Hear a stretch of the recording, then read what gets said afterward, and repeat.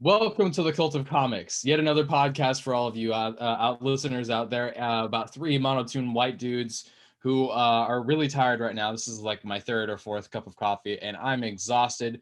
I'm your host, Tyler Brown, and I'm very tired. Sean, Josh, how you guys doing today? Good. Have you ever thought about getting damage just tattooed across your skull? I had that thought at one point, because then that way they just know so I'm all everybody messed knows up, how man. fucked up you are. Then everyone would know how messed up I am, because I'm all messed up. Yeah, man. It's like important for me to relay that information to people, and if they don't understand that, how will they know? I was thinking about getting slut right here. Yeah. Make sure you get it tattooed the right way, so when it's on the camera, we can read it correctly. You know what I could do? We don't want it to be mirrored. No regrets.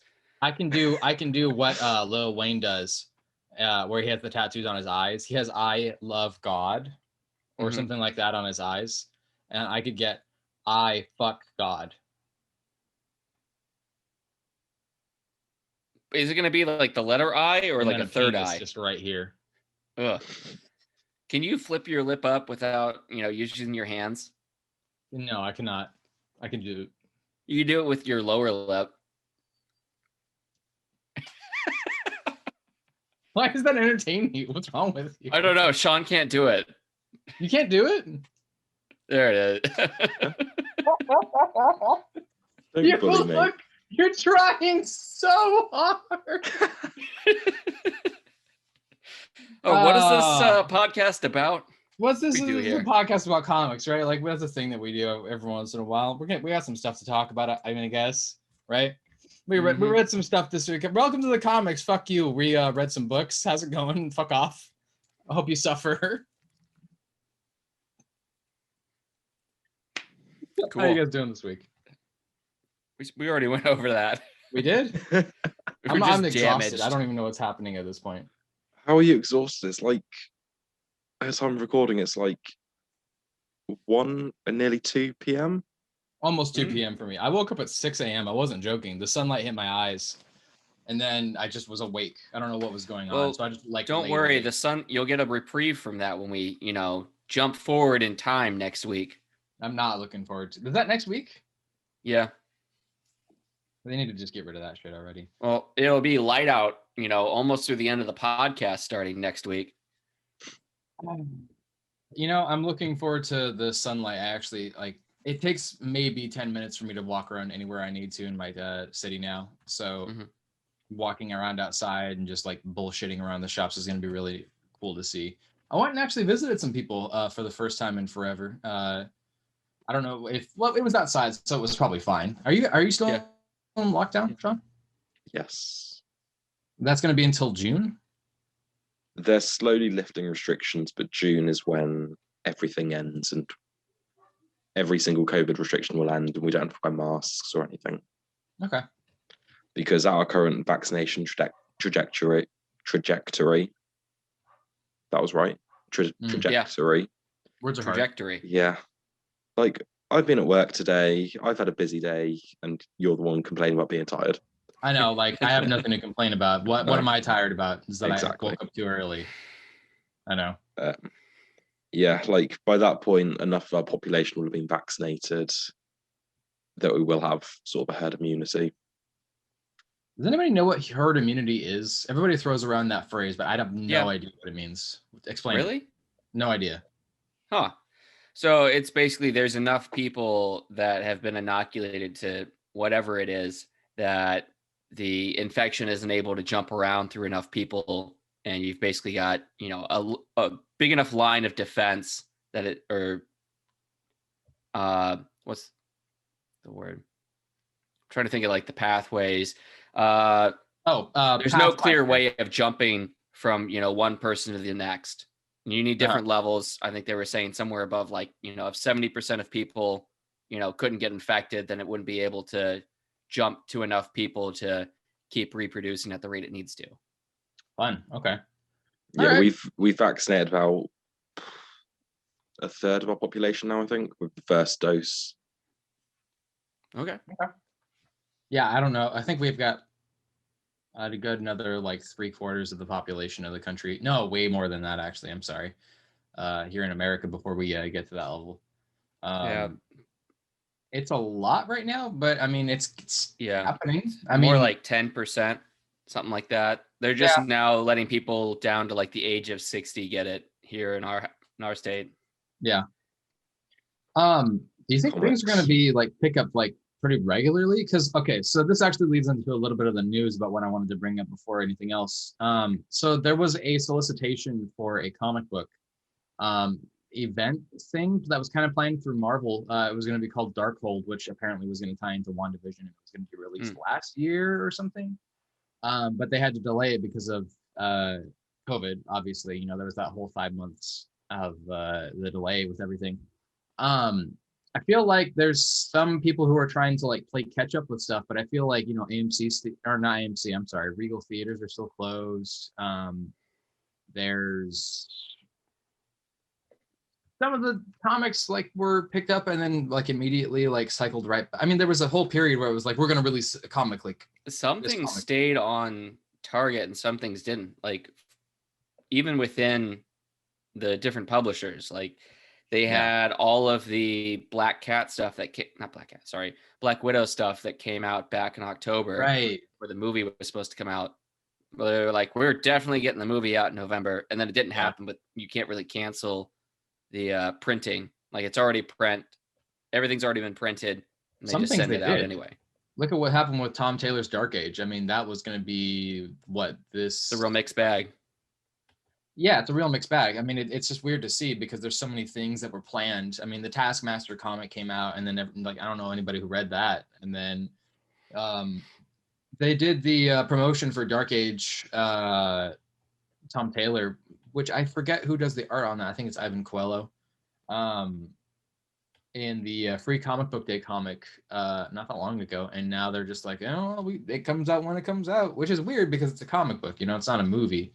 You would think of things that would be fine. People would be like, yeah, I'm going to go get a book. I'm going to go get a comic book. Yeah, especially considering there have been events released in this time that have, like, comics have continued. Right? It's weird that Marvel have been like, oh no, we're going to cancel these 2 events, even though we've still got some stuff running. We had King in Black launch.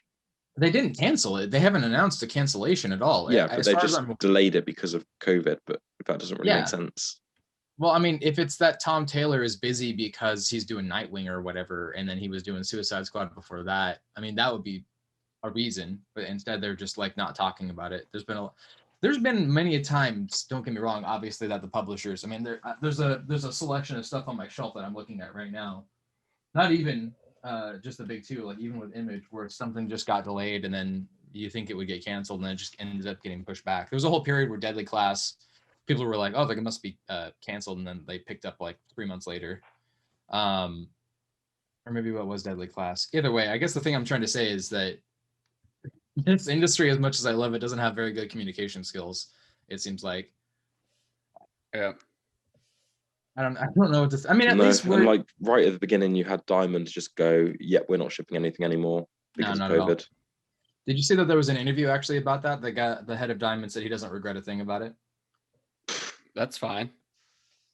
Yeah, I mean, I don't have a problem with it, really. I think that was a fairly reasonable response to it. I think that when you're looking at the amount of people that were working in warehouses and in the printing locations, I mean, it would make sense, right, to say, hey, we want to make sure that we don't have like this super spreader event going on in our warehouses. I mean, the problem is now that like we've got people. It just sounded like there was a communication issue. Or something. No, there totally was. Just with like DC were like, okay, you're not shipping anything. Guess we're doing it ourselves then. It wasn't just that. I don't think it was anything like about not shipping stuff. I think it was just. Well, it wasn't just a combination. It was a combination. I don't think there was a miscommunication. I think it was just like, you know, there was a combination. We'll do it ourselves with like the shipping itself. Because not being comics had already started coming back by the time DC kind of announced they were breaking off. DC told very specifically, they said, we if we're not going to ship anything out, we've already paid for some of the shipping. Can we at least like carry that over? There was a question about money being spent for the shipping, for the publishing of the items themselves. And then Diamond said, no, we're not going to refund anybody any of the money for these things. Like, DC had already had an issue with them for years, and a lot of Marvel. This is one of the reasons why Marvel broke down from Marvel was already burned before, so it's still surprising that DC split off on their own. Or I'm sorry, Marvel tried to have their own printer. This in the 90s.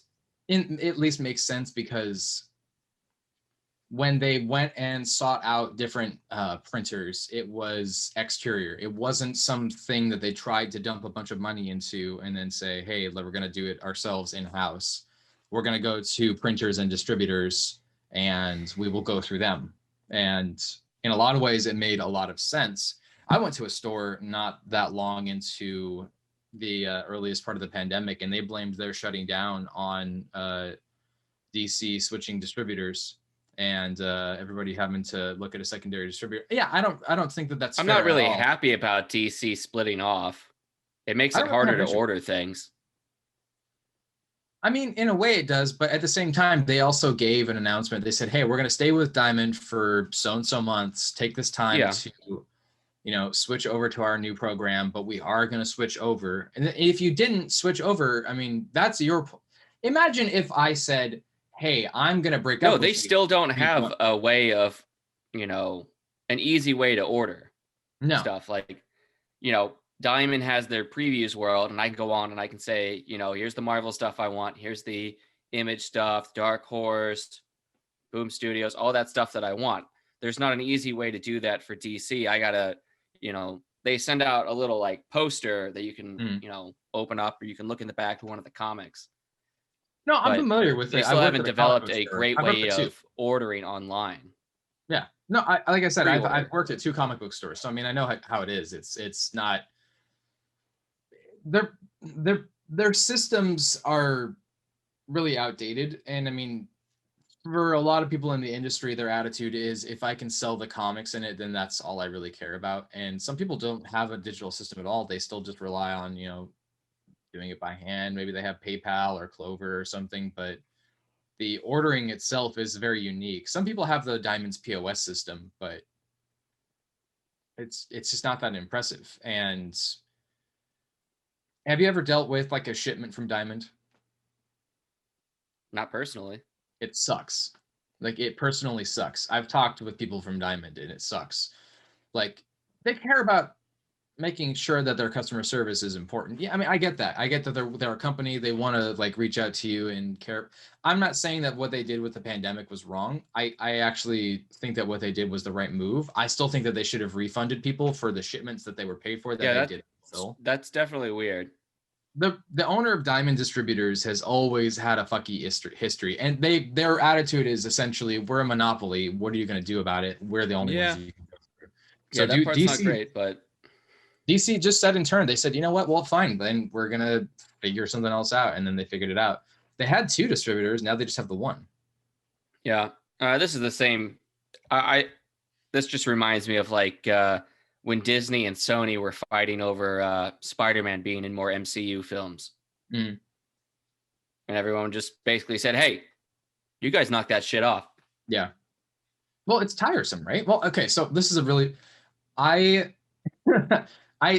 basically got told a very polite fuck you. We don't really care about like what your complaints are with the issues of this shipment of comics, because they ship it in boxes, the Diamond boxes, but they have all of the stacks of comics just kind of stacked on top of each other with maybe a layer of cardboard on some of the stacks, but they just stack the comics on top of each other. Yeah. I mean, you're not going to get a good, you're not going to get a good binding on any of these. No. I mean, like, they're always going to have the corners. So here's my exception. If you get a frayed spine, if you get a frayed corner, that's a shipment thing. That's going to happen eventually. You can get that with something that you ship with bagging and boarding. That's fine. Yeah, but they're all going to come out with that. It's a fat stack of comics that they will send you, of like 300 comics in a box. I'm being hyperbolic. And they don't care. They just ship it to you and they just say, hey, if it sucks, it sucks. Sorry, bud. If you get the 1 in 200, the 1 in 500 variants, they'll bag and board those. But that's it. But that's because that's their incentivized stuff. Yeah. No, I went and picked up Brzrkr today because I go to a couple different shops. My main shop didn't. I may have overlooked it when I went in on Wednesday. Mm-hmm. But I took this up, and they're like, over there, like 5 feet away, they had just like, a normal stack of comics. They had stacks of like the 1 in 25s, the 1 in 200s, just fat stacks of like the variant covers and all of that. They're like, regular price. I'm like, I just like the regular cover. I'll just take that, man. But they had ordered so many. Yeah. No, I mean, that's a pretty normal thing for some stores. Some stores will sell the full price. Yeah. Of the variant cover, like. Well, they're running through and ordering just tons of comics, tons of copies of each comic. Like my main store, they basically order, here's what everybody ordered. We'll order that much, and then we'll order a few more of each thing. Yeah. Like we don't want to run with too much excess inventory. That's the problem, though, is that there is always going to be some sort of excess inventory. When I was working at the last store that I worked at, the amount of Wolverine, not Wolverine, it was like when Wolverine died and they had the whole team of like Sabretooth and everybody, like the Claws. Yeah, the death of Wolverine. Yeah, it was the post-Death Wolverine stuff. So they had all of those excess issues of Sabretooth on the cover, and anybody who was Weapon X oriented, and nobody fucking bought that stuff. And so they just had to pick back room of things. And then it reminds me of the Star Wars #1 from 2015. Like, shops ordered hundreds of them. Oh my god. The prices got so inflated because it was selling so much. And now I could go online and find one for less than $5. Mm-hmm. Because everyone was just stuck with hundreds of them. Yep. The rates go just shoots, and then bam. I saw a set of the X-Men #1 by Jim Lee. I saw a set of all 4 of them with like the variant covers for like stuff from I think it was 90s. I think it was like $15 for all 4 of his covers that joined up. And it's like that was the highest selling comic ever. That was like a collector's item at one point. And now they're printed like, off like 8 million. Yeah, they used to print off millions of those big event ones. I will tell you this right now, I wouldn't even personally pay $15 for that selection of those 4 covers. Like, with respect to Jim Lee and the team of everybody that was on that, I would not. There's just too many of them around to pay that much. There's so many. The overprinting issue is a massive issue. This is another reason why the value of some comics fell off so hard in the 90s is because of you can get a bunch of like Image #1s. Like, I saw people posting like, oh, I went through the back issues at my comic shop and I found the Max #1. Yeah. I mean, I had that exact same experience. I got one for 50 cents, perfect condition. I mean, my old home store in Vancouver, Washington, he used to buy in like large bulks because he had like 800 subscribers. He was getting huge. And on the front of the counter where you would go to check out the register, you would have a selection of some of those 1 in 25, 1 in 50, 1 in 100 variants. And he would just be like, yeah, they're like, the 1 in 5 variants or whatever, they'll be regular price, but the 1 in 100 variants, I'll charge you like $10 for it, because like it's free. That's what the incentive for those variants is that you get that free extra $100 you can just put into your bank, and then that's it. That's the benefit for that. But on the other hand, they're having to order more to get that incentive cover, and they could be left with all this stock. But they could be left with all this stock. You say it's an extra $100. Yeah. But if they're then left with, let's say it's $3.99 issues, so they're left with 30 or 40 issues they can't sell. Yeah. It's not extra money. They've broken even. No, but you could say that same thing about so many other anything. You can say the same thing about if you invest in pins that you're making or t-shirts. I mean, just because it's a matter of like trying to read the audience. The problem is that if you I had this store that immediately assumed that anything Marvel will universally sell better than anything DC puts out, to the point where they made zero effort to look into and understand anything DC whatsoever. And I was the DC guy, so they would be like, oh, Tyler, come on over and let's talk about what's going on with Batman or what's going on with Justice League or something. So I would just like spout it all out. But that was not the case when, especially after the Doctor Doom Secret Wars event and some of those DC sales started to skyrocket again. It goes up and down, sure, but I don't know. I guess what I'm trying to say is that like it's hard to predict how these things go, but I mean the most you can do is just try not to be so pedantic about it, because if you just assume that one publisher is going to be universally better than the other, that's just wrong. Yeah, like my most valuable comic, or one of them, is from Boom. So like, Something is killing the children. Yeah. And it's like that's sort of, it's a popular publisher, but it's still one of the sort of B or C tier publishers. If you ask a normie about it, they're not going to have. They have no clue. Yes, no, not at all. Exactly, and yet it's like a $600 issue now. Is it really? Yeah, I looked on eBay the other day, and issues 1 to 12 sold for $750. No, thank you. I will wait until that price falls off, which it will. I went and looked for. When I went to the comic shop today, I went and I just kind of checked out Department of Truth to see what kind of back issues they had for that, and they didn't have any more of the #1 issues, but they still had some of the #2s. Yeah, #1's going for about $50 now, I think, on eBay. Yeah, I don't know. How about the #2? I didn't check. I don't know. But with Something Is Killing the Children #1, though, that was like a really small print run, and it's ended up having like 9 reprints. Yeah, well, they had some. They had some really cool covers for. They had a variant for, I think, issue 3 of Department of Truth, and it matched the artwork for this most recent issue. So maybe that's where they got on board with whatever the artist was. You remember when, well, maybe you remember this, Manifest Destiny, when they were first coming out, that issue shot up to like $10 because it was such a good story. And then I think that's how much I paid for my copy, no, sorry. I paid I'm thinking of Outcast. I never got issue 1 of Manifest Destiny. Like a couple months after, I couldn't find an issue 1. Yeah. That one started to fall off. It started to spike and then it fell off once they took that hiatus again, or that first hiatus. But the issue of Sacagawea was the one, I think that was pretty, it was like the first appearance of Sacagawea. So that whole energy was spreading around everywhere. But like you couldn't even get a second printing because people were buying it up so much. Now I can go into one of those back issue bins and they're like 50 cents to $1. It's just shit falls off. You can't predict when these things happen. I mean, you can if it's going to be something that, we're going to take a 5-year fucking hiatus. But I mean, even then, the Saga issues, fascinatingly, I mean, you can still buy a #1 for $140. Well, I think you can order a CGC graded Department of Truth #1 for $90. It's going to be 9.6 or higher.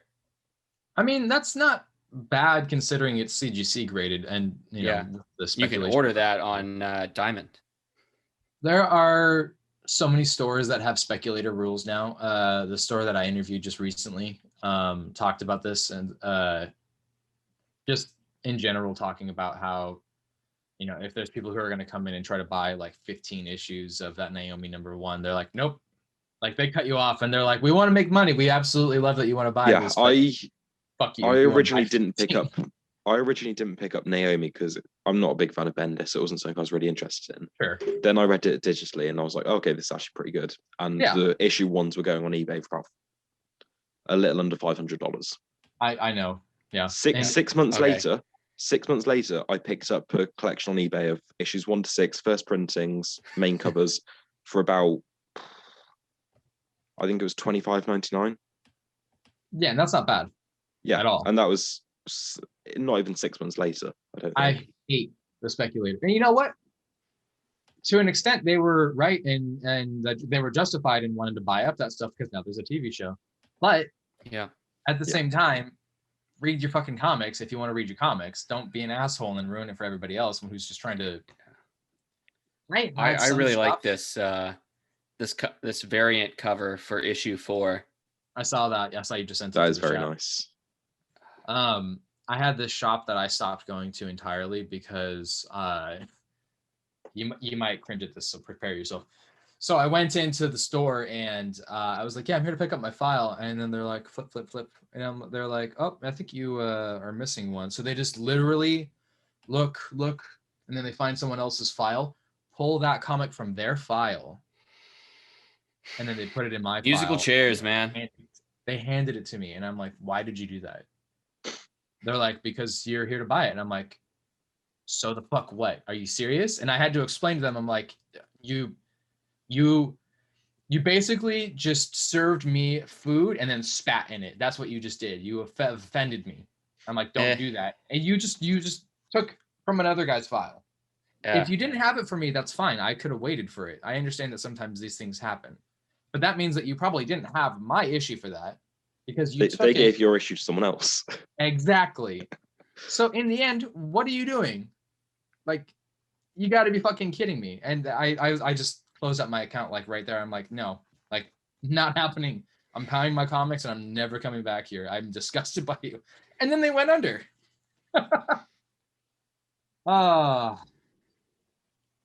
Comics is a weird industry. It is. It's very strange. Should we talk about the news? There's not like any news going on this week. Yeah, the big bit of news was a new Supergirl series, Supergirl Woman of Tomorrow. It's an written by Tom King, art by Bill Kissevely, and it's an 8-issue miniseries in continuity, which is strange for King. It's not Black Label. It's not Black Label. It's a female-led storyline, which I don't think I've ever read of his before. That's not to say that he's bad at writing women. I'm just not.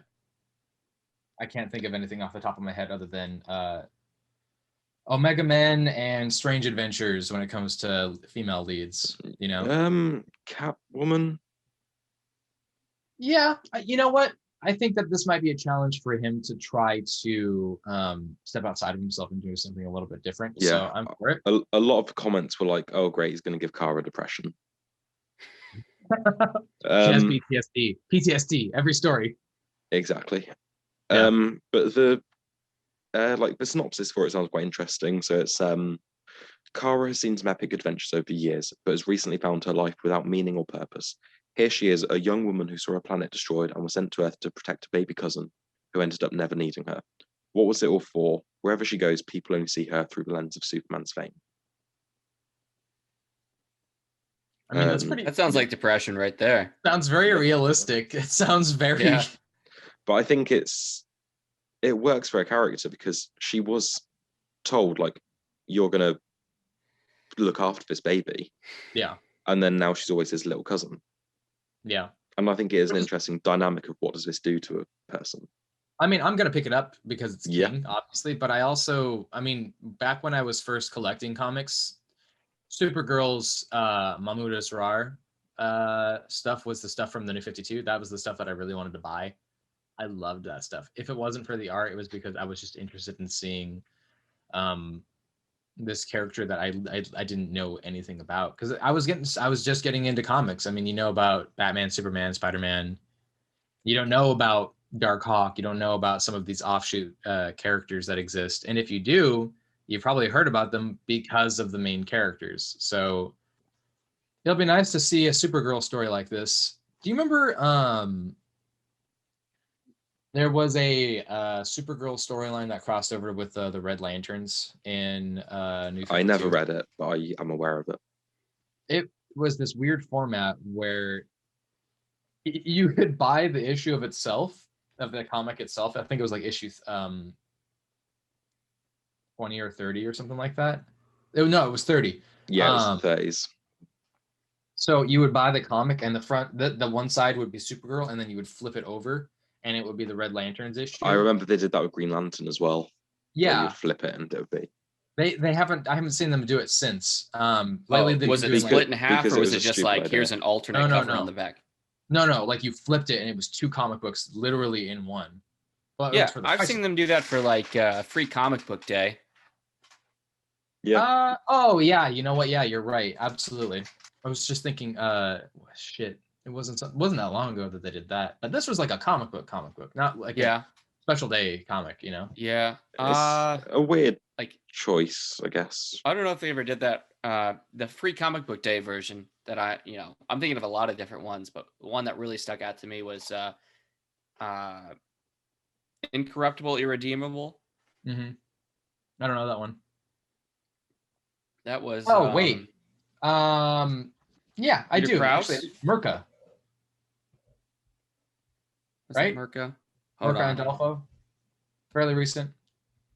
No, it was maybe about a decade back.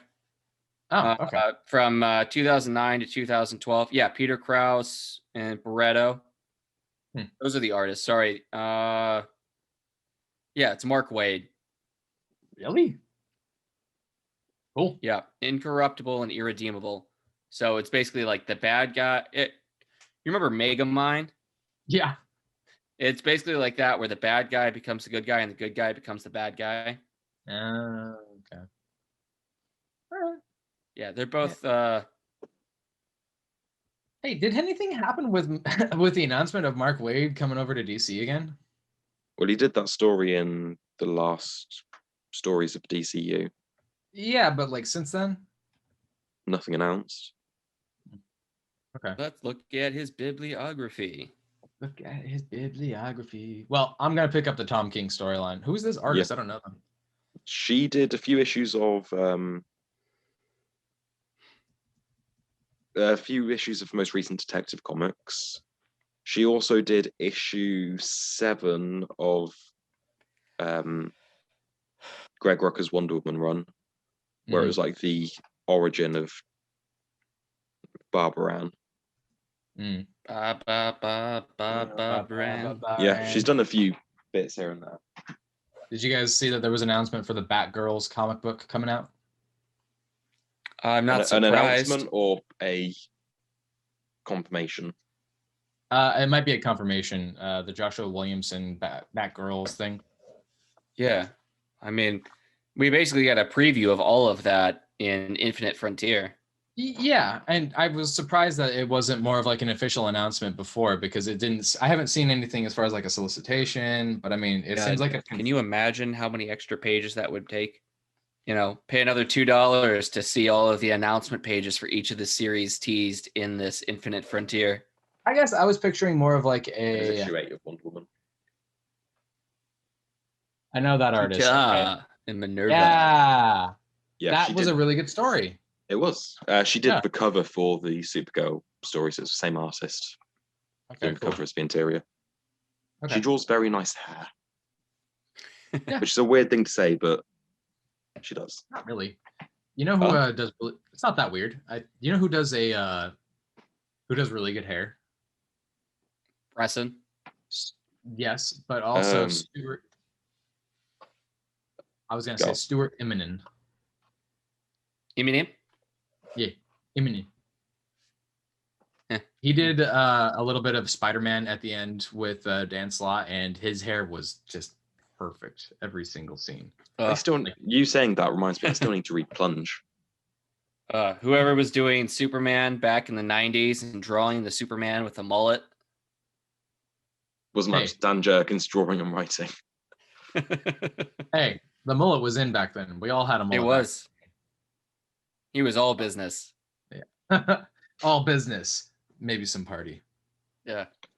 Oh, Stuart Immonen actually did draw the super mullet back in the 90s. Oh my god, that's fucking hilarious. Speak of the devil and he shall appear. What else is going on in news? There's been mostly a bunch of Reborn stuff going on. Not a whole lot of stuff to talk about, but I should talk about the Darkhold thing. So we mentioned earlier that spoilers for WandaVision. Spoilers for WandaVision. Yeah, at this point, I'm just gonna say, if you haven't watched it, don't bother. It's a shit. It's a pile of shit. Oh, do watch it. Just don't go with. Don't expect, your typical MCU thing. Go in with lower expectations. Watch it for itself. Yeah. Don't watch it for how it's gonna tie in to everything else. I saw someone say that the most disappointing thing about WandaVision was that it didn't deliver on anything that it didn't promise. Because it was all the fans like Paul theorizing Bettany stuff. And but like a lot of the theories came from the fans and it all got blown up and yeah. Yeah. Anyway, Heroes Reborn. Take it away. Well, so this whole Darkhold event apparently. Oh, Darkhold, sorry. You're fine. It was I was announced like a year ago for a planned June last year, 2020 debut. And then we're gonna do that whole Alpha Omega thing, Alpha 1, number 1, Omega number 1. I hate that. I fucking hate that shit. I don't know why I hate it so much, but I do, and I hate that I hate it so much. It was gonna be a 7-part Magic themed Marvel Comics event with the Scarlet Witch assembling a team of superheroes to fight Doctor Doom, who had rediscovered the book, The Darkhold, which is can't even remember it's an Elder God book, basically. It's basically like the Necronomicon in a way.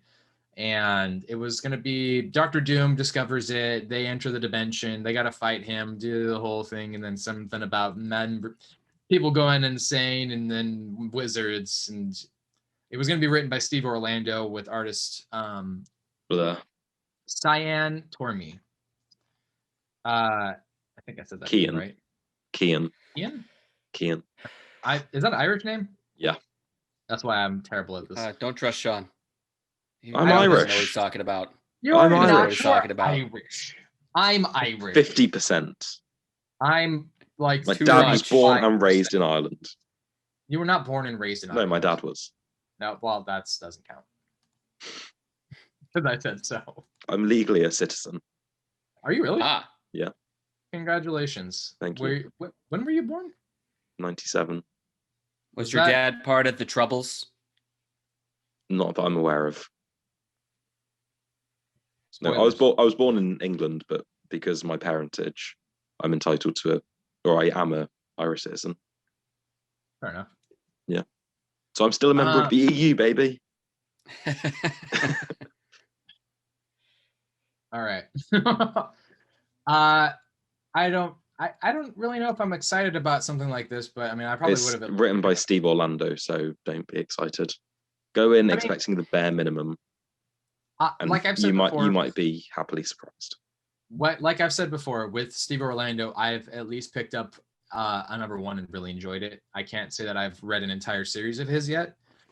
I'm gonna hold off. What number 1 did you really enjoy? It was a DC title a long while back. I think it was that Justice League of America one. I enjoyed it a lot, actually. Oh, I bought that and hated it. The number 1? Yeah. I liked it. I didn't read anything else, but I didn't like it enough to fall in love with it and then pick up the series, obviously, which obviously got canceled. But I liked the number 1 from what I remember. Yeah. The series didn't really go anywhere. That's unfortunate. Yeah. Most of the news this week is people revolve around speculation with what's going on with WandaVision, but I just don't really want to even get into that. I will say this though, if you are a big fan of the show, or you want to be a big fan of the show, or you want to not be a basic bitch, come check out our channel and check out some of the discussions we have about WandaVision. We did one every week. Shameless plug, a wink. And discreet, subtle. There is one thing I got to say about this Heroes Reborn stuff, because that's the majority of the news here. They did another fucking thing with Spider-Gwen, except it's now Gwen Stacy. Basically, she's Batgirl, and I'm just so tired of people doing this with Gwen Stacy. I'm gonna be like that guy in that old YouTube video. Leave Gwen Stacy alone. I'm tired of this shit. Like, leave the fuck alone. This whole fucking thing is tiresome. Now she's bouncing around in between her reality and the other. And I saw her flying with, she was probably swinging, but Captain Marvel was flying. That was a recent issue. Who knows, man? There was that whole, like, Gwendolized covers, like, series of events that they did. Remember when there was, like, a Wolverine, Gwen? There was, Captain America Gwen, like Gwenpool, but Gwenpool picked up. Did they do a Gwenum? They did a series of Gwenum, yeah. Okay, I was going to say if they didn't do that, they missed a trick with that name. I will say this actually, something that I was really surprised by was how much I enjoyed the most recent King in Black, Spider Gwen Carnage fight that just happened. It's actually pretty good. Yeah, I'm surprised. Gwenum's from like 2015, 2016. Venom's from 2017, I think, because her suit is still 2018, whatever. Okay. Her time is a construct. Illusion. Her suit's still technically made up of like living spiders, and like that's how it's like translated. I don't understand it, but it's comic books, so that's fine. The big news is that Brzrkr, the comic book that has come out this week, co-written by Keanu Reeves and Andy Schmidt, or is it Schmidt? Matt Kindt. Matt Kindt. Sorry, I was thinking about Crime Syndicate. Has sold 600,000 copies. Over 600,000 copies. Over 600,000. Well, they ordered 600,000 copies. Good point. Very good point. Boom sold 600,000 copies. Whether the comic shops did is another story. That is a completely separate thing. That's a really good point. I have no idea how much they actually sold, but I'm impressed. Well, the only reported figures are from Image and there's from Diamond even. Yeah, this actually ties into that conversation we were having right just at the beginning of the video or the audio about everybody hyping up Star Wars #1 in 2015. Yeah, because this is the highest selling single issue except for Star Wars in 30 years apparently. Which is for insane. Independent stuff. Yeah, independent first issue. The article doesn't specify that. It does say when the one you sent us, it was talking about like. It does say the first issue. This week sees the biggest launch for an original comic series in decades. Original. Yeah, but then it says Brzrkr received more than 600,000 orders, making it the biggest single comic issue in 30 years outside of Marvel's Star Wars #1. Yeah, which it's not really an original thing. That's a weird metric. Yeah, but it says compare it to Marvel's Star Wars. No, but it's two parts. The first bit says it's the biggest launch for an original comic series. And then the next part says it's the highest selling single issue outside of Star Wars #1 in 30 years. Mm-hmm. Okay. What did you guys... Well, actually, do you want to talk about it now or do you want to wait until we actually get into the discussions? Yeah, let's go straight into business. Do we have any more news?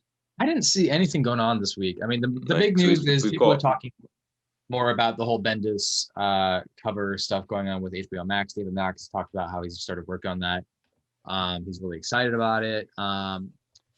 There's more hype going on around the Department of Truth being made into a TV series. Yeah, we mentioned that last week, I think, or the week before, because Tynion was teasing it on Twitter. I mean, you know how people are. People are talking about it more on social media. So now it's like in the news now, and it's like this whole dumb thing. But everything I looked up was pretty much that. There is still people really hyped up about Jeff Johns doing the second issue of Black Hammer Visions, which again I do recommend you guys check out that book. It's on the list. I'll get to it at some point in my life, I'm sure. If this doesn't sell this to you, let me pitch this second issue that's coming out. Jeff Johns is taking the superheroes air quotes from that universe and then mixing like 1980s slasher horror where this kid runs away from like this serial killer and then ends up in the Miss Dragonfly's warehouse or something, and it's just like this idea of two universes meeting in one, and it's Jeff Johns. Do I have to have read Black Hammer to pick up the single issue? I think that if you haven't read anything about Black Hammer and then you picked up Black Hammer Visions #1, you're going to be really confused. As far as the secondary one, though, it doesn't strike me as one that you would need. My only recommendation, at least, is read at least the first 6 issues of Black Hammer. It's on the list. I think I've even... Yeah, it's on the list. I'll get to it at some point. Yeah, okay. These... King in Black is ending next month, I believe.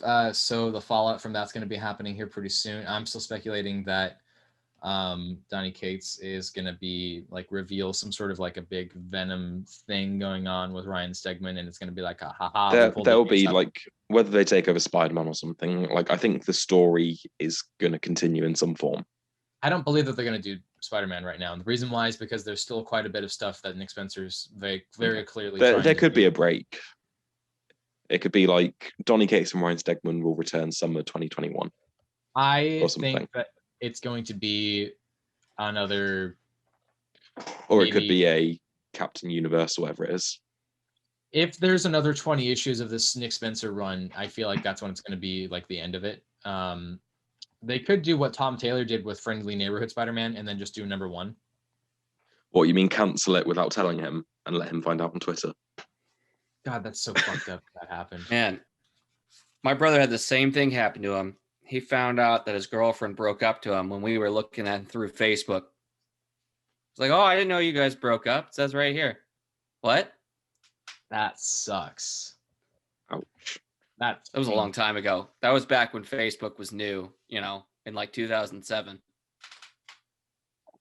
I want to write a letter of I'm sorry to him just from hearing that story. Yeah. Jesus. All right. Well, I guess that means we can jump into discussion because it's been a really light week for news. Yeah. So, Brzrkr number 1, Keanu Reeves, Matt Kindt, and art by Ron Garney. Just a reminder today is into Sunday, March 7th. As we are reading this, we have had a big stack of comics this week, so take that with a grain of salt while we're reading this. I also finally got a lot more of my comics this week, so I was able to read. Yay. Oh, that's why you have a fat stack. Dude, I've been reading 3 weeks worth of comics. Yeah, that was my stack this week. Look at that. Yeah, I've got a medium stack. It's only 4 right there, but they're thick. Yeah, I've got 6. My stack was 3 times your guys combined.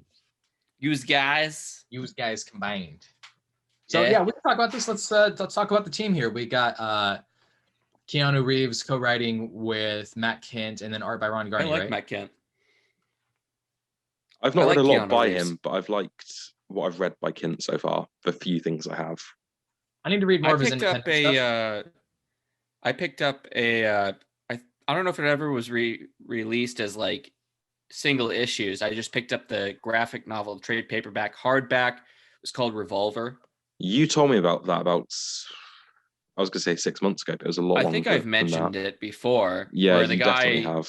Gets like a head injury or something, and he basically keeps going back and forth between his reality and an alternate reality.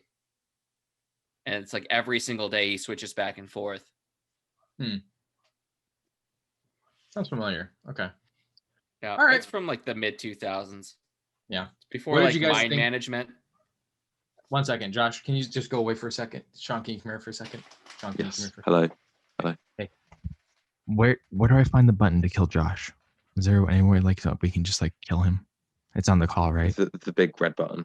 It's the big red button. Okay. That one says orgasm. I don't want to touch that. What happens if I press that? Don't. Hey, we were just talking about taxes. Anyway, I need to do that. Yeah. You're behind, my dude. No taxation without representation, Sean. We'll throw your tea in the harbor. America. You bastard. You son of a bitch. You son of a bitch. What did you guys think of this book? I really liked it. All right. Really? They picked me. I got it. They had me on the first page when they had Keanu. The sad Keanu meme. Yeah. And then they lost me when it was just absolute carnage. Like, that was okay. Yeah. And then I started picking up on the discussion, going back and forth. And then they got me again. And then they had me through the end. And then we get to the very end of the comic, and they're just like, they got me. I'm in. I'm all in. This is so awesome. Yeah, okay. I mean, there's no part of for what it is, it was a lot better than I expected. I was like, Keanu Reeves is writing an action book. It's going to be better.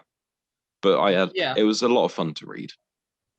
This was a very, I was surprised at how much I enjoyed this, considering how overdone this feels in a lot of ways. But I mean, I did enjoy it. It's Ron Garney on art, so why the hell wouldn't I enjoy a Ron Garney book? Yeah, this artwork suits the style of this book perfectly.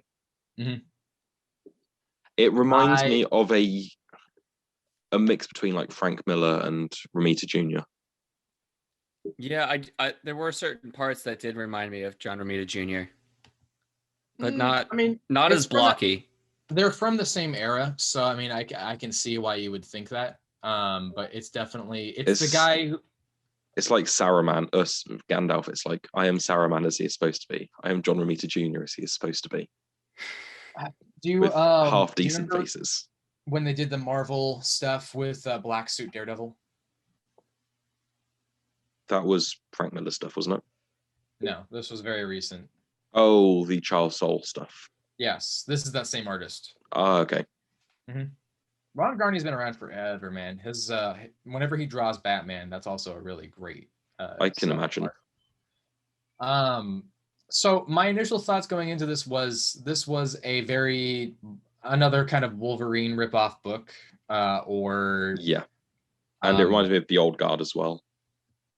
Old Guard, Bloodshot. I mean, it's a really tired story about a warrior who can't die. You know, and he's you just ever like see the movie? You ever see the movie Man from Earth? No. It's like it's almost like a black box play. It's on Amazon Prime. It's like maybe an hour and a half, 2 hours, if that. But I really like it. You know, it's basically, you know, some professor is like suddenly moving away. All of his colleagues come to his house. They basically sit around. He's like, well, you know, they're trying to come up with a reason for why he's leaving. He goes, well, what if, you know, I tell you guys a story, like, what if I'm, you know, the oldest man alive? I've never died. You know, here's all these things, you know, try and prove me wrong, kind of thing. Mm-hmm. Yeah. Interesting. One thing I did like about this is his healing isn't instant. So as you were going through the action sequence and he was getting more and more injured, in each panel, like the injuries remained. Yeah, they use all this technology to bring him back really fast. Like, if it wasn't for that technology, maybe it took him like months or years to re-heal after he could heal in utterly destroyed. He's been burned at the stake. He's been sliced. He's diced at Julien's fries. He's literally at the end of the action sequence. He's Freddy Krueger. Yeah, missing a nose. I mean, you name it. He's like everything. Yeah, like his face is burnt off.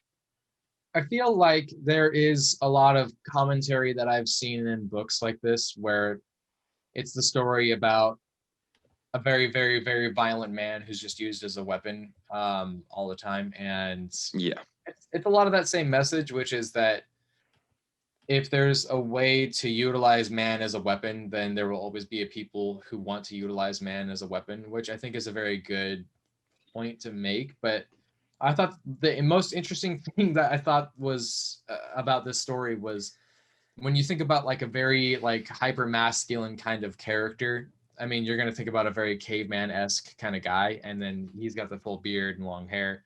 I mean, look at Wolverine when he was living out in the woods, right? And then at the end of this, spoiler reveal, by the way, for the end of this book, you find out he was in fact a caveman.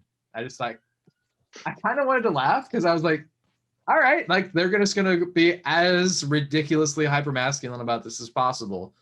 You know, I'm just waiting for him to just like lay pipe on that scientist at this point. I just know it's gonna happen. I hope we get some scenes of him back in caveman times because the aesthetic looked really cool in that final page. Agreed. I thought that was really cool. But yeah, one thing I want to point out is he is being cloned. They're creating a super army out of him. Yeah, they cut off like, whatever. Just help me to die, and you can have whatever you want. Yeah, there is one panel where they do slice off his finger and drop it in something that says Gen Clone. Yeah, and then obviously he does mention you can have your super soldiers. Just let me die. This is the thing about a book like this is that if you are going to do a story like this, you have to find a way to make this unique. And so far, they found at least one niche thing that's made this unique, which is that he's like a caveman-esque character. And he's Keanu Reeves. Yeah, that he's Keanu Reeves. Yeah. I feel like you guys should definitely watch Man from Earth. Okay. It's similar to this, but also the opposite because there's no action at all. And this is hyper action. I find it interesting that everybody assumes that if they had the ability to live forever, that they would just like be a a fucking super god who would just go around and fucking just tear. Well, I mean, that's all they knew for thousands of years. Even being like, no, I think in Man from Earth he's like maybe 14,000 years old. They say 8,000 years old in this. Old guard, she's what? 80,000? 80,000, yeah. Oh, I thought he said 8,000. Nope, 80,000. Yep, he's old. He's literally a caveman. That's what 80,000. He was a fucking caveman. Just one Y changes things just a little bit. Just a tiny little bit. Just a little 80,000 years ago. Yeah. I read this too fast. It was a really fast read. I'm done. It's like 40 plus pages, but like thick. It was such a quick read. Yeah, like it's a lot of fun to read. Yeah, it's a lot of fun to read. Like it's not like some deep, like it's not some like really deep. Fun. Yeah. It's not Tom King. Yeah, it's not doing some like very like meta conceptual story that makes you reevaluate your life. It's like here's some fun action with some art that perfectly captures it. This is who Keanu is. I think that if you had made He's telling us his life story, guys. This is Keanu's biography. Holy shit, why he looks so good. Have you seen that picture from like the 17 or 1800s? It's just Keanu Reeves. Yeah. I feel like this story would have felt a little bit different if Bloodshot hadn't already existed in the world. Oh, is that Vin Diesel movie? Exactly. I mean, eventually every publisher wants to have a character who's got their own Wolverine. Boom's got this guy. Valiant's got Bloodshot. Well, this was apparently Keanu Reeves' pitch. Mm. Really? He was the one who pitched this story. Yeah. And I can't think of Valiant comics without thinking of like Prince Valiant. I can't think of Valiant. I've never read a Valiant comic ever. There's actually Harbinger is really good. Actually, I really enjoyed Harbinger. That's the stuff that I would recommend. Yeah, Keanu also said he would one day like to play this character in a movie. Sure. I don't understand why when he got offered the role of Wolverine multiple times. Oh, he doesn't have the acting ability for Wolverine, let's be honest. I mean, no, but I would enjoy. He's Canadian. He's got the long black hair. I think the problem is that the only thing is that he's too tall. He's not bulky enough.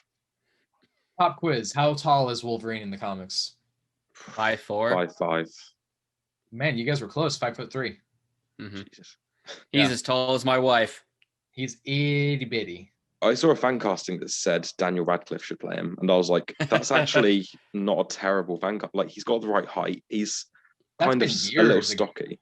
Yeah, somebody said that years ago. I don't think that Daniel Radcliffe's that great of an actor, though. Whatever, man. Whatever, bro. Anything else you guys want to add about the book? I'm gonna keep reading it. It's a lot of fun. Yeah, I'll pick up issue 2. Yep. Yeah. Yep. Is it worth the 600,000 copies hype that it got? I don't know, but yeah. Well, we'll see what the drop off is. Eventually, a lot. Yeah. Maybe they're only going to sell like 100,000 copies next issue. I mean, it's not even just with comics like this. It happens with Batman. It happens with everything. Spider-Man. I mean, it happens with all of these guys. The number one sellout. I mean, I kind of heard about this, but it flew so under the radar for me. Wow, it's been talked about. I don't know. So much. All anybody wants to talk about on social media is how much they're like, oh, Keanu. Social media? What's that? Oh yeah, we forget Josh is a cave. Josh is also a caveman. Yeah, we should clarify to the audience. He works for the CIA, so everything that he does on social media is tracked. Shit, where's that death button? I gotta. The orgasm button now, and you forget. You're welcome. What's next? Thank you. Nocterra #1. Scott Snyder, Tony S. Daniel. I loved this. Yeah, okay, I went into this. Reminds me of some other things too. Yeah, I went into this with a very negative mindset, expecting to hate it because I've not been impressed with a lot of Snyder's recent stuff. Agreed. They could have done with a better cover. It's a mediocre cover. It's a generic Tony S. Daniel cover. Mm-hmm. Yeah, with respect to Tony Daniel, you're a talented artist. He's an artist. Yeah, I love him as an artist. His art is better than the cover. Yeah, that's why I was confused about it. The cover is not very motivating, but the story is great. I thought this was great. They definitely set it up. What the hell is a PM? Just the time? Post meridian. Yeah. It means they mean to say that because it's in darkness and everlasting darkness. They're just keeping track of like the years in time, but in hours. Yeah. So 13 p.m. means 14 years after. Yeah, I kind of picked up on that, but she's talking about I was in my own PM of my own. Well, remember, because she said that she was born with like. Yeah. It's just a weird terminology thing that they just, throw out there and just. If they ever make a movie of this, they need to get Tom Hardy to play her. Because he was born in the darkness. Molded by it. I hate you. I hate you. He didn't see the light until he was already a man. Yeah. I mean, kids are dicks to each other, but who's going to be like, oh, the sun, all the light is gone now. I'm just going to fuck up your drawing. Well, yeah, that kid is no shit. Remember when he said that the reason why he did that was because he wanted to be more realistic. So this actually set me off a little bit because it reminded me of a moment in my childhood when I berated my little brother because he took crayons and a bunch of stuff in one of my old cartoon books. I had this Looney Tune book that had the buttons on the side that you could press to make noise. Mm-hmm. And I used to draw all the time. And he scribbled in all of the pages. And I'm freaking out on him. Why'd you do that? And his response was, because I wanted to be an artist like you. I know. It melts my heart. I think about it today, and I want to. I think about things too, man. That's what this scene reminded me of, where it's just kids are just kids. They're gonna do dumb shit, and they're gonna say. We've had a lot of talk of family on this episode. We've had Josh's brother getting dumped on Facebook, me actually being secretly Irish, and your brother trying to copy you and be an artist. Sean, are you an only child? Trying to be a good brother, Sorry? and then now are you an only child, Sean? I've got an older sister. Ah, I'm sorry. Thank you. Was she born in Ireland? No. Oh, thank God. Okay, you're safe. Never mind. Why? We won't get into it right now. Let's just say I'm watching Dairy Girls and I have a lot of opinions about Irish women now. Okay. I have a lot of opinions about Irish travelers, but I won't get into that either. Gypsies? Yes. Okay, yeah, that's fine. You're from the UK. I expect you to have a lot of racism. Yeah, the one thing that unites us in Europe is our mutual hatred of gypsies. It's a known thing. Everybody talks about that. Yeah. If the Brexit Remain campaign had focused on but the EU hate gypsies too, we're the same but different. we might have voted to remain, but yeah. Apparently, anyway, gypsy is considered a slur now. Yeah, Romani. Everything's considered a slur. Jesus Christ. Well, it doesn't make a whole lot of sense to me because gypsy isn't an actual race, right? It's just a name associated with people who travel a lot, right? Actually, there's a little story here. When the Romanis used to travel, people used to think they originated from Egypt, which is where the term gypsy comes from. Really? It was a derogatory term for Egyptian travelers, even though they came from Romania. Yeah, I did not know that at all. That's where the term originates from. So is that racist? I'll believe that. I don't know, though. It's not racist against Egyptian people because it just sort of got adopted to mean traveler, but I don't know. People get offended about everything nowadays. No. I guess what I'm asking is okay, so for example, and I hate when people say this, but the American Indian, and I'm using air quotes here, but because I hate using that term, the American Indian versus real Indians. I hate even having to differentiate. Native Americans. Actually now there's a. Is that offensive too? No, it's not considered offensive. It's considered whitewashing by some original peoples. I call them First Americans at this point. True Americans. Native means original. No, I can't keep up. There's always going to be people who are going to be offended by some dumb bullshit. So the argument that I heard was that native sounds like they're cavemen or something, or barbaric. And I'm like, I mean, I guess. I used the word savage. I know. I used the word savage to describe a bear, like a tattoo of a back piece of a bear holding an axe. Actually, I didn't even use the word savage. Somebody else did, and I thought that was funny. Somebody called her out and said that savage is a derogatory word used to slur against natives. And then they sent me a link on Wikipedia to 1800s racism.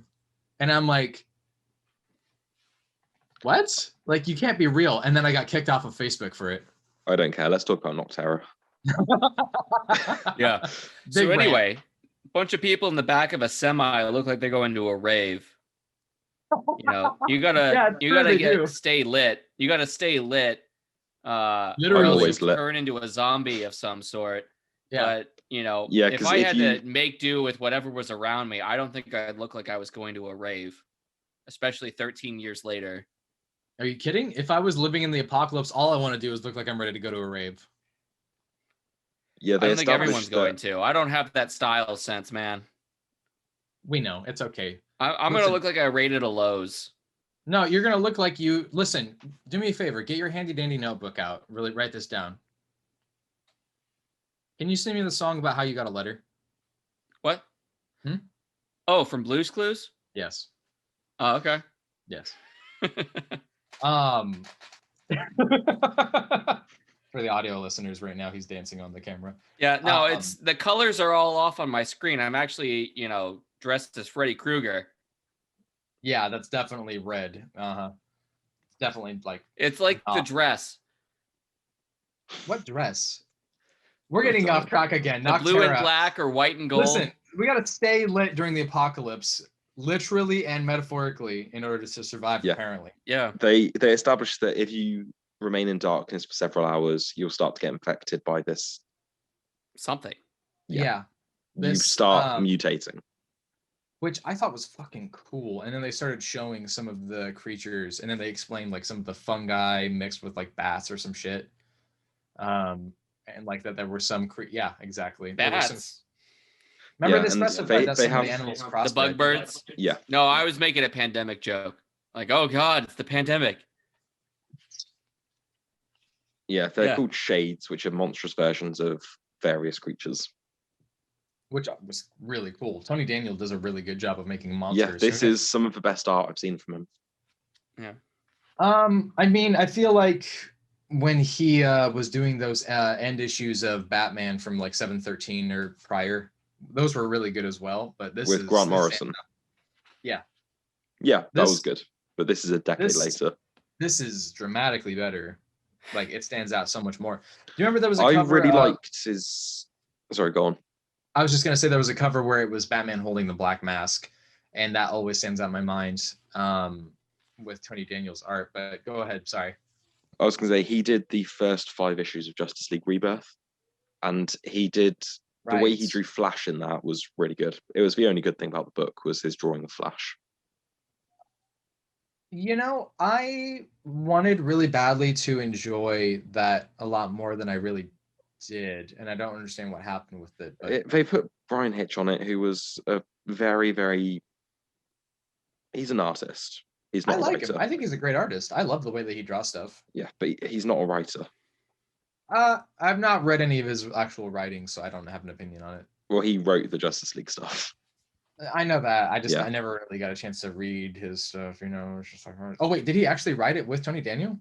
He wrote it. Tony Daniels did the art. Oh yeah, it was really mediocre. Yeah. Yeah, which was unfortunate. Josh, you were saying that you feel like you've read something like this before. Yeah, I can't think of it off the top of my head. I've read something exactly like this. Donny Cates released a new issue 1 a couple of months ago on Panel Syndicate called The One You Feed, which was literally like Earth is in eternal darkness. There's a city of light they built, and this character has to go out and fight monsters in the darkness. Yeah, I remember that. I'm not sure if it reminded me like the 100 Maybe kind of like I see a little bit We of 100. Live. Yeah, a little bit of We Live. I can't think of it off the tip of my tongue of what exactly it was. I've read other books, where the world is plunged into darkness. Yeah. Yeah. I feel like this has more of like it feels inspired by a lot of different things. Yeah. I feel like there was a bit of a Mad Max vibe with this. Yeah. Yeah. There was a lot of stuff in here that felt like it was borrowing from certain elements, but maybe it's all stuff that I really like because I enjoyed this a lot. Yeah, this is a different kind of fun to Brzrkr. Yeah, I would agree with that. Yeah. I'm still waiting to see like what kind of weirdness happens with this because it's Scott Snyder, but I'm definitely curious to see how it goes. It's gonna go big, but I hope he reins it in. Yeah, me too. Because when he goes too far out, it just doesn't make any sense. Yeah, because when he sticks like a smaller scope, that's when he can really focus and make it work. But when he has a habit recently of just going too big and it loses its direction completely. Yeah. But yeah, we find out that this girl, what was her name? I think it's Val. No, her brother's Emily. Yeah. Yeah, we find out that her brother has been infected by the darkness virus thing, the mutation. His gums are going black and the blood transfusions isn't working. Yeah. I still didn't really answer the question of where he was. Just here. No, remember she was asking that to have a bond with him. That wasn't like a questioning, like tell me where you were. It was a question. Oh, it seemed like where were you the other night kind of thing. Yeah, that's what I thought. It was like asking. Yeah. Okay. Yeah, no, that would make. I don't know if she was asking metaphorical, like where were you on that day? Because she talks about she was. Where you were. Yeah, because she was sitting right next to him. But they say, yeah, she means a different. Like she's like, people saw you sneak out. Where were you? Yeah, there's that. So yeah, that was when he got infected. I'm gonna pick up issue 2. I'm interested to see. I feel like that had something to do with the other place, Tipton falling. But I don't know how you sneak out and go to Tipton when it's far away. I sneak out and destroy cities all the time. I don't know what you're talking about. On foot? Yes. He could have driven. Maybe. All right. So this comic started off as a Kickstarter. So he did it as Kickstarter first. And it was originally called Nocturnal, not Nocterra. No, it says Nocturnal. Yep. Yeah. Formerly Nocturnal. The first arc is 6 issues. Shocker. Mm-hmm. So this will have other arcs eventually, probably. Hopefully. We know how many are going to be in this one. Yeah. I'm gonna say this is really good. And we had that cool character at the end, which is pitch black. Yeah. The carbon nanotubes are just bonded onto them. Yeah, they get back to the town, and they're like, this town survived because it was a town dedicated to making light bulbs, and they just happened to be having a carnival on that day. So of course everyone was ready for a something rave. Straight out of Fallout. Yeah, I agree. That reminded me immediately of the Baseball Diamonds town. Yeah. Is that Fallout 4? Yeah. That was Fallout 4, yeah. But just like Fallout always has these like weird little locations where there's like a city of robots, stuff like that. Yeah. I remember some industrial park in Fallout 3. I never played Fallout 3. But everyone's got Fallout 3 was so good. All of these drivers that are kind of like bounty hunters or something. They all have their theme. Like there was the guy Spade who had, spades drawn on his armor, on his helmet, whatnot. Everyone's at the truck depot dressed like a superhero. Yeah, I'm just looking at like if they've stuck any Easter eggs in there. I see someone who looks a little like a cyborg. A little bit. Or a Terminator. That sunburn that the old man shows, that was a weird thing. It almost looked like energy glowing around his arm. It's coming off of this, like you can see it overlaps the arm, so it's definitely not flat against the skin. Yeah. That was weird. I think it was maybe just, artistic liberty to show a sunburn, but Well, I mean, I get to the message that they're trying to send across with it, but it's a weird looking one. But I mean, I don't know how easy it would be to draw a sunburn in the first place. So, well, not show it like coming off of the arm. Yeah. We get to the brothers. Sorry, I just said one more thing. We get to the brothers' shop and we can see some of his tech in the background that they might use at a later time. You can see a sort of bird-like mech, just a tiny little drone sort of thing that he might use later on. I didn't notice that. Okay, I'll pick that up. I'll go back and look at it. All right. Anything else? I'm gonna keep checking this out. Oh yeah. Yeah. Obviously. Move on to Firepower. Yeah. So Firepower number 9 by Robert Kirkman and Chris Samnee. I didn't really expect this issue. I really didn't. I texted you guys and was like, "This is the quickest I've ever read an issue." I know. Yeah. There's been some fast nail biter issues. But this is definitely what I was looking forward to after the last issue of Firepower. You get thrown out of a plane, you're gonna have this kind of Bond-like fight. Like there's some scenes in Bond films where he falls out of a plane. Yeah. I thought the fact that she exploded into snakes was very strange. Snakes can't fly. Haha, gotcha, bitch. Oh wait. Fuck. Oh wait, neither can I. Shit. Yeah. I'm glad that there's still that Kirkman-y aspect of like I have a solution to these scenarios and I'm gonna have them play out in my stories. That is with specific where he's Hadokening like the ground so that way he can like repel backwards.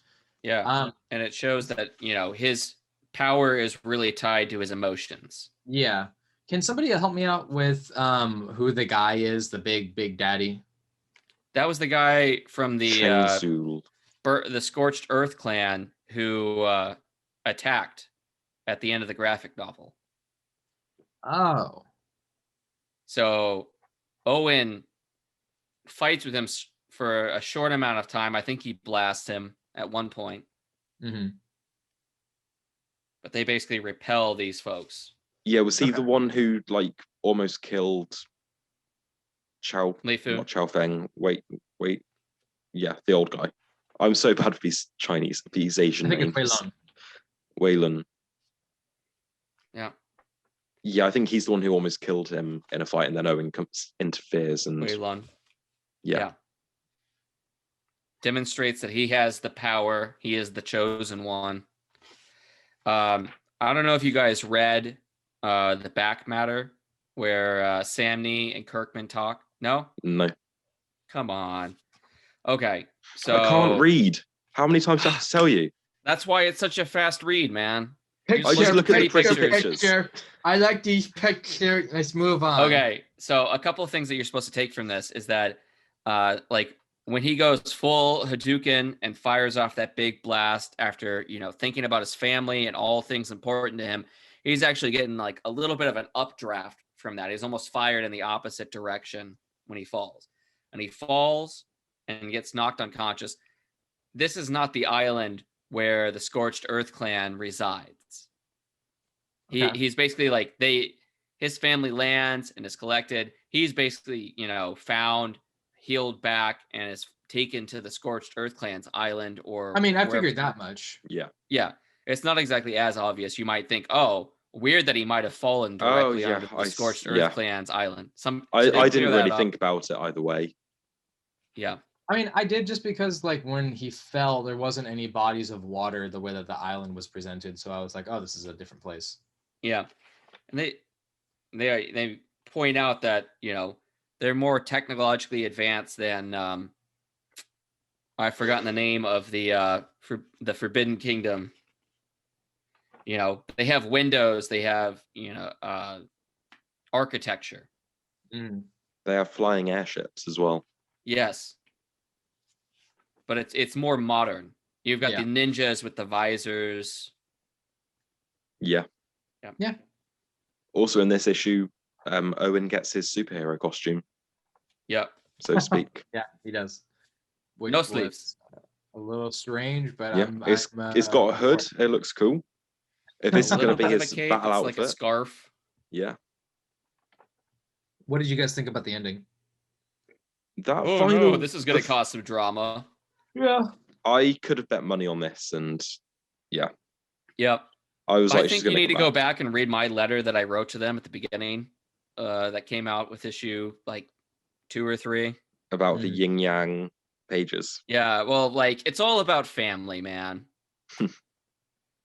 The final page reminds Kirkman me does. of the final page where she's like stood in the shadow.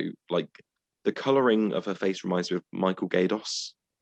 I could see that. To me, this strikes me as one of the more realistic looking pictures that I've seen Chris Samnee draw. Like I look at this and I go, wow. Yeah, Samnee talked about drawing this page, and he's like, I just drew trees all day long. I mean, all right, fair enough. I mean, I've seen him when he like powers through stuff. I'm like, oh yeah, okay, it still looks clean, it looks good. It's next level. I'm pretty sure he was working on this for like 3 years before it was released. Yeah, no, Chris Samnee was like, I had a damn ball. I was so glad to have her back. I just drew trees all day. Is that like a thing, like a happy tree? Like I'm happy, I'm drawing happy trees. Little trees. Yeah, I don't know. Because that scene doesn't have that many trees. So he says he was worried it wouldn't read as her, but he got the ear poking out to kind of signify, for you to help identify her. Smart. Well, as if them establishing that character being her so father. Nobody dies. Everybody comes back to life. That was issue 9. Issue 10, everyone dies. Issue 11, everyone's back. Yeah. Everybody. It's like a light switch, just off, dead. Like on, the lights, alive, turn dead. It off. Yeah. This is still. I still feel like the graphic novel was its strongest point right now. I'm still interested in the story, but I definitely feel like it's starting to teeter a little bit. Well, you need to read each, set of 5 issues together as one. And then it'll equal the graphic novel. Maybe. I don't know. I feel like there was more. We're doing more piecemeal now. Yeah. I mean, I'm still disappointed in the fact that the Oblivion song is ending in issue 36, which, by the way, that fight sequence was badass. You were correct. Yes. Oh my God. I love it. I want that in they're probably doing like a TV show, animated, live action. I don't care. I want that fight scene. That's the part I want to see the most out of the entire series. It's a weird choice though, because they have 6 issues left, that means, and then that's it. So I think it's gonna they're more wrapping it up. They're gonna solve the issue. They're wrapping this up faster than they wrapped up Outcast. Outcast has been around forever. That issue is still coming. That final issue. It's coming. 3 months later, it's coming. Sometime this month, I think. The end of the month. Yeah, issue 48 was originally solicited for September, October of last year. What was that Image crossover book that Kirkman was working on like 10 years ago that just like 2 issues came out and then just nothing else happened? I don't know what you're talking about. Are you talking about the Image United or something? No, not Solid Blood. This was something that actually happened. And like Invincible, when they had the crossover with Savage Dragon and Tech Jacket. Quite possibly. I think Todd McFarlane was doing the art, or Rob Liefeld, and then let's see, that was near like issue 100. Image United numbers 1 to 3. It was supposed to be a 6-issue series, but maybe around 2016, 2017. I don't know. This was 2009. Okay. I wonder. We were talking about rating firepower in chunks. Anybody that was on the Kickstarter, what did they just order Nocterra #1, or did they get the whole graphic novel for the first arc? I do not know. I assume there might be people out there that have already read like a good chunk of this, unless they just get sent them when they release to the public, or maybe a little before. Yeah. Right, anything anyone else wants to add, or move on? Nope, we can move on. Okay. Big book of the week. Well, one of the big books of the week. Infinite Frontier, #0. Literally the big book of the week. It was just #1 of Nocterra. Okay. This was a lot, but I mean, I enjoyed it. I really enjoyed this. I enjoyed it. It's another one of those setting up the universe. I wish I knew more about what happened before. We can fill you in. This felt to me like something that I would read from Marvel more than I would DC. I have questions. This reminds me a lot of the Marvel Legacy one-shot. Yeah, I could see that. Because that was a lot of little snippets of stories that were setting up a lot. Because like the DC Universe Rebirth, that told like a very complete story in that one issue. It did set stuff up, but it was a very complete one issue. I like the new outfit for Wonder Woman. And this all leads off of like Immortal Wonder Woman, so we know what was going on at the end of that. So she outlived everybody, but why does everybody think that she's dead now? This is from... She sacrificed herself in Death Metal. Yeah, this was Death Metal. She sacrificed herself in Death Metal. Oh, okay. Well, I thought this like immediately followed Immortal Wonder Woman #2. No. Like the heat death of the universe, and then the universe is reborn. Nope. No, she basically sacrificed herself to jumpstart the new multiverse at the end of Death Metal. Okay, that makes more sense, I guess. I like this outfit that they've given her, and I love this title page. Yeah, the title page was cool. Yeah, that was really cool. So yeah, the framing story is written by Josh Williamson with James Tynion and Scott Snyder helping, and art by John Timms. And then we'll do sort of each story as we get to it, I guess. Okay, so they've got like the gods from different like DC character mythologies. Yeah, as part of the quintessence. The quintessence has been around for a minute. It's a team up that's basically... So they got Hera from the Greek gods. Yeah, it's Hera. You've got Ganthet, Spectre, Highfather. Yeah. And Spectre was... Who is the one on the left? Is that the Wizard Shazam? That's the Stranger. Oh, that is the Wizard Shazam. Yeah. So who's the Stranger? Was he another DC hero? He's a character that's been around for a long time. He's basically like I've seen him before, but he was just like, you know, regular person. Right? No, the Stranger is different from the Question. The Question is just a dude. I'm not talking about the Question. I still thought the Stranger, like I recognize that kind of like metallic neck and whatnot. Yeah, he's a mystic character who's been around for a while. He's a very omniscient character that's tied to the magic of the DC universe. Yeah, I think in New 52 he was retconned to be Judas. Really? I think. That's weird. Like from the Bible? Yeah, when they had like the Pandora stuff with. Do you know of any other Judases? Maybe Judas Priest? Yeah. I don't. All right. The quintessence is a whole weird plot point that I'm usually not a big fan of because it always feels to me like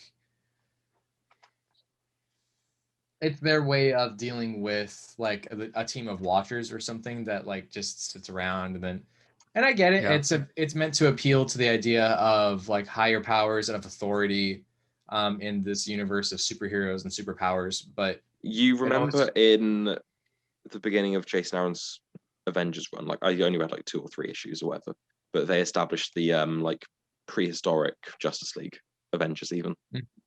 Yes. Imagine we got a Justice League book with like these characters like centuries ago. Oh, you mean like where they had Odin as part of like the prehistoric? Yeah, you had like Avengers. Odin. You had I can't remember any of the characters. You had the Wakanda ruler at the time. The Wakanda. No, like the ruler of Wakanda at the time. Yeah, the Wakanda. Do you guys want to go page by page, story by story here? Yeah, because each story. I would like to just like discuss the stories, but I don't want to go page by page. No, just stories overall because they're all written by different people. So start off with the Bendis one. Bendis and Marquez. I hated this. Fuck you. The Shazam. Yeah, like the last page, the dialogue is so awkward, and it's like they've shoved 3 pages worth of conversation into 1 page. I mean, it's very much felt rushed, but I don't think that made it god awful. I think that Marquez's art is fucking gorgeous in this. I think the Marquez art is gorgeous, but it's just the dialogue. Even for Bendis, this is bad. See, this is ridiculous to me that you say this. The first 2 pages. This is not even the amount of Bendis-y stuff that you would normally read. This is not overly chatty. Like they say everything to the point. Yeah, but the things they're saying this too quick. It's like, this wasn't my doing, Flash. This wasn't you. This was Black Adam. What supervillain team have gone wrong? Maybe this is who he wants to be now. You think that about everyone. I hope that about everyone. Well, you never know about some people. Yes, that's what my mother says all the time. It was just, didn't flow like a real conversation would. These characters. This is Black Adam. This is not Shazam. Yeah, Black Adam. There is no Shazam. This is the point where Bleeding Cool like saw that in the previews that they got for free from like a comic book store like guide or whatever. Congratulations, you got played. You played yourself. It's a weird joke to have in there. Like, so it's clear. I hope it's clearly a joke, or at least I really hope. Well, the reason they're saying it's a joke is because the normie citizens don't understand, but they know that he has the lightning bolt just the way that Shazam. Yeah, but they know he's called Adam. They knew there's a Black Adam as well. Okay, but it's not that unlike that. Like if I were to say, or you were to say Barry West or Alan something. All right. But they like what makes him look different from Black Adam than he wears the black suit. That's it. No, I meant like this guy doesn't look any different than the normal Black Adam that they know of. No, that is Black Adam. It's just that I'm saying like there's nothing different about him to like if they knew who Black Adam was. Yeah. Yeah, like he's a world ruler, and also like people should know who he is. He stepped down as a leader of Kahndaq, from what I remember. All right. Okay. Anyway, so Barry Allen is here. Yeah. And then he'll appear later on, doing something else. Well, so why is Barry Allen here? Because he's the fastest man alive. He can be in 5 places in a day if he wants. Sure. We got another framing story here for Gotham. All of it's framing stories. Yeah. But this one keeps popping back up. We jumped to some things for a couple pages. I think it has 2 parts of this. It's the Batman story, and then there's a gap, and then there's another Batman story. Correct. But yeah, so Bane is dead. Apparently, probably everybody in Arkham except for a few people. Well, Pig is still alive. The guard's still alive, but a lot of the staff are dead as well. But this is everyone is pretty much dead except for Mahoney here. Yeah, and this appears to be Peacekeeper 1 from the Future State stuff. To this thick book. That cost me $5.99. Oh, they just only put this barcode right here just ruins the entire cover. Dave will be very happy with that barcode on the back. To be fair, that is a really good. I thought it was a good choice. I hate this cover. I got to tell you, I hate this cover. It's a very weird cover. There was another cover which was just Wonder Woman. The variant. This is not his best art. I've seen much better artwork from this guy. From who? This is Jurgens, right? This seems like a throwback cover. It's Dan Jurgen pencils with Mikkel Hannin inks and colors. I mean, it looks like they're trying to do an old school Superman on the cover. That's weird. All right. Yeah, it's this really weird like hybrid of creators on that cover. Yeah. It's just very strange. Like mixing the old and the new. You know what it is? It's Mikkel Hanning, the way that he does his inking and coloring digitally combined with Jurgens pencils. That's what the issue is. It's just two contrasting styles. Yeah, it doesn't benefit each other in any way. The Batman storyline, in the 2 halves, I really enjoyed. I don't understand why Mahoney is the only one who's immune to the Joker toxin. No, he's covering his face the whole time, remember? But he's still been walking around. And he's still been walking around in the Joker mist. Like he walks right up to Bane where the gas has been. Yeah. I don't think that's enough to prevent you from inhaling the stuff. Like I feel like he would have already been walking through it. Unless it's already... I was going to say it'd already be dispersed by the time he got there, but you can see in the panel that it's still... I'm picturing him like having like some level of a filtration system that he can just like get by. Yeah, with. But by the time he like puts the cloth over his mouth, I feel like he's already been exposed. Yeah. Mm. Maybe he is infected, and later on in the story we will see him sort of a little insane. Yeah. Well, he's dead, isn't he? Mahoney, probably. No, he's had his legs blown off, but he's still alive. One leg and one arm, flying purple people eater. Yeah, because he goes on to be Peacekeeper 1, doesn't he? Mahoney? This is his origin story. Cyborg. Yeah. Cyborg. He's Peacekeeper 1, isn't he? Maybe not in this new universe. Tyler's having an existential crisis as he's piecing together this mystery. Suddenly the music in my head just stops. No, I didn't even make that connection whatsoever. Voices in your head just stopped. Finally, thank God. Usually Peacekeeper 1 is he that guy in the suit with the things? Probably. I really appreciate your very descriptive summary. Yeah. Have you thought about doing your own show where you just do descriptions of stuff? So he's an enemy of Batman? He was in Future State. He's like the militia that's part of the militia that took over Gotham and turned it into like a fascist state. Mm-hmm. Yeah. Oh, okay. No, he just looks like Crossbones. Yeah, a little bit. I feel like there's a lot of that whole like military aspect. People like to throw around the idea of a character that has a very militarized like look with it, you know, like Slade. Or I mean, it's not unlike the Brian Hitch Warren Ellis Batman story that I read, but it's definitely got a different vibe with it because this one has more control over Gotham. And he and Bruce are just going to be cool. He and the Batman are just going to be like, "Oh, hey man, I'm here for you as you maybe die." Yeah. I like this because it led up to the whole Scarecrow storyline that's going to be coming up here soon. Yeah. Oh, that Scarecrow looks dope. Yes, this is a really cool depiction. Plus, it's tying in with Jimenez. Why wouldn't I end this? We get 2 pages of the 1 page for the Birds of Prey. Kind of. I mean, that definitely seems to want to lead into the Batgirls thing that's going to happen. Yeah, because we get Stephanie and Cass, and then we've got Helena and Barbara back at the clock tower. Do you think Helena kind of looks like Katie Cassidy? In this scene, a little bit. Just a little bit, though. Yeah, I see it a little. Yeah. Yeah.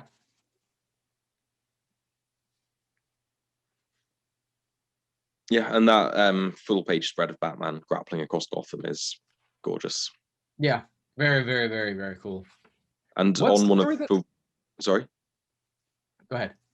I was going to say on one of the water towers, it's got graffiti and it says Punchline Heart Joker.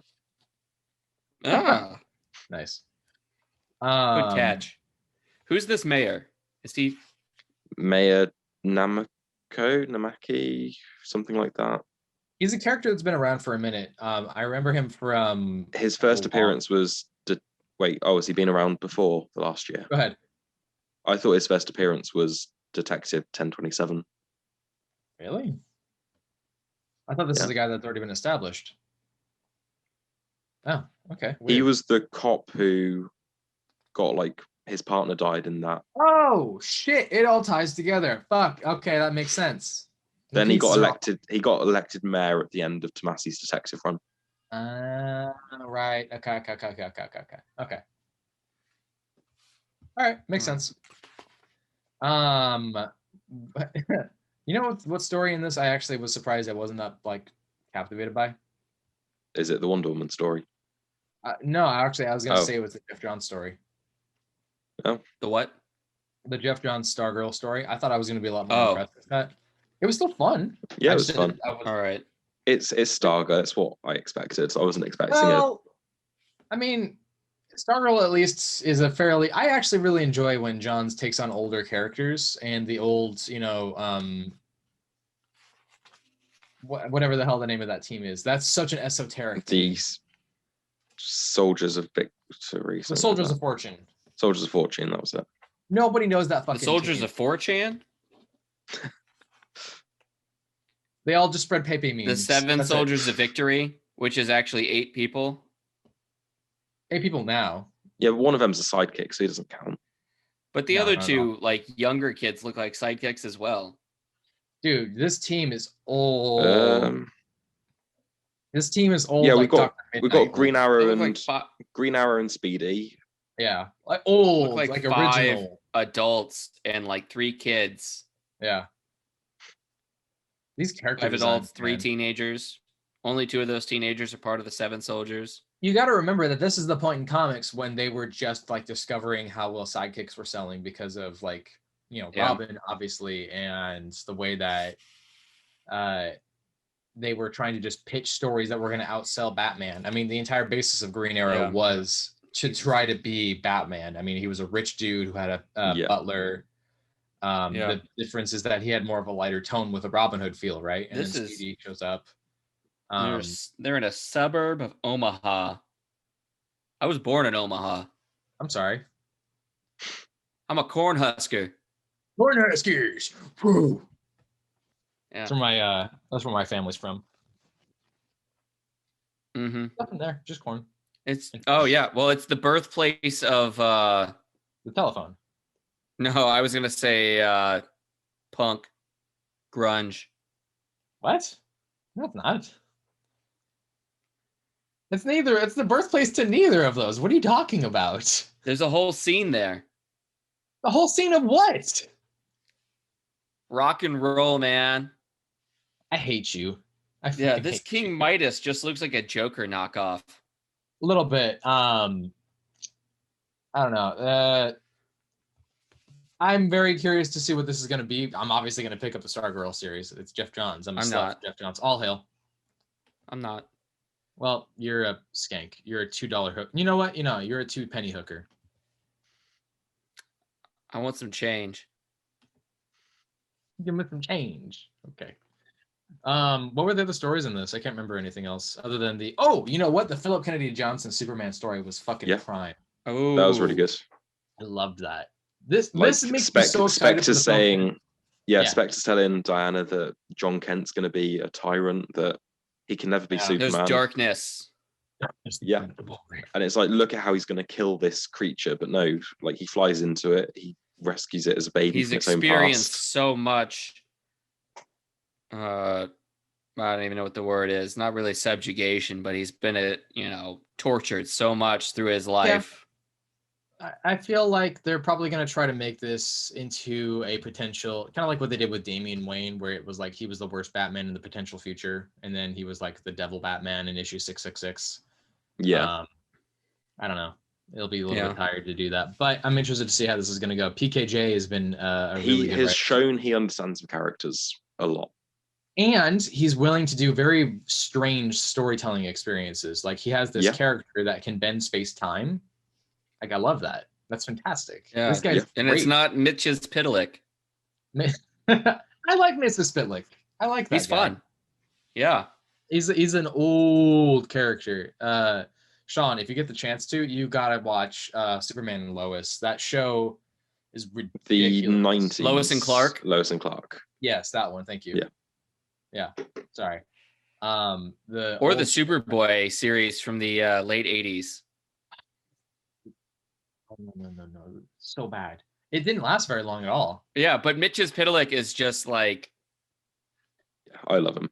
He's grumpy dude. Crazy character. Oh, in the show. Yeah. It's fantastic.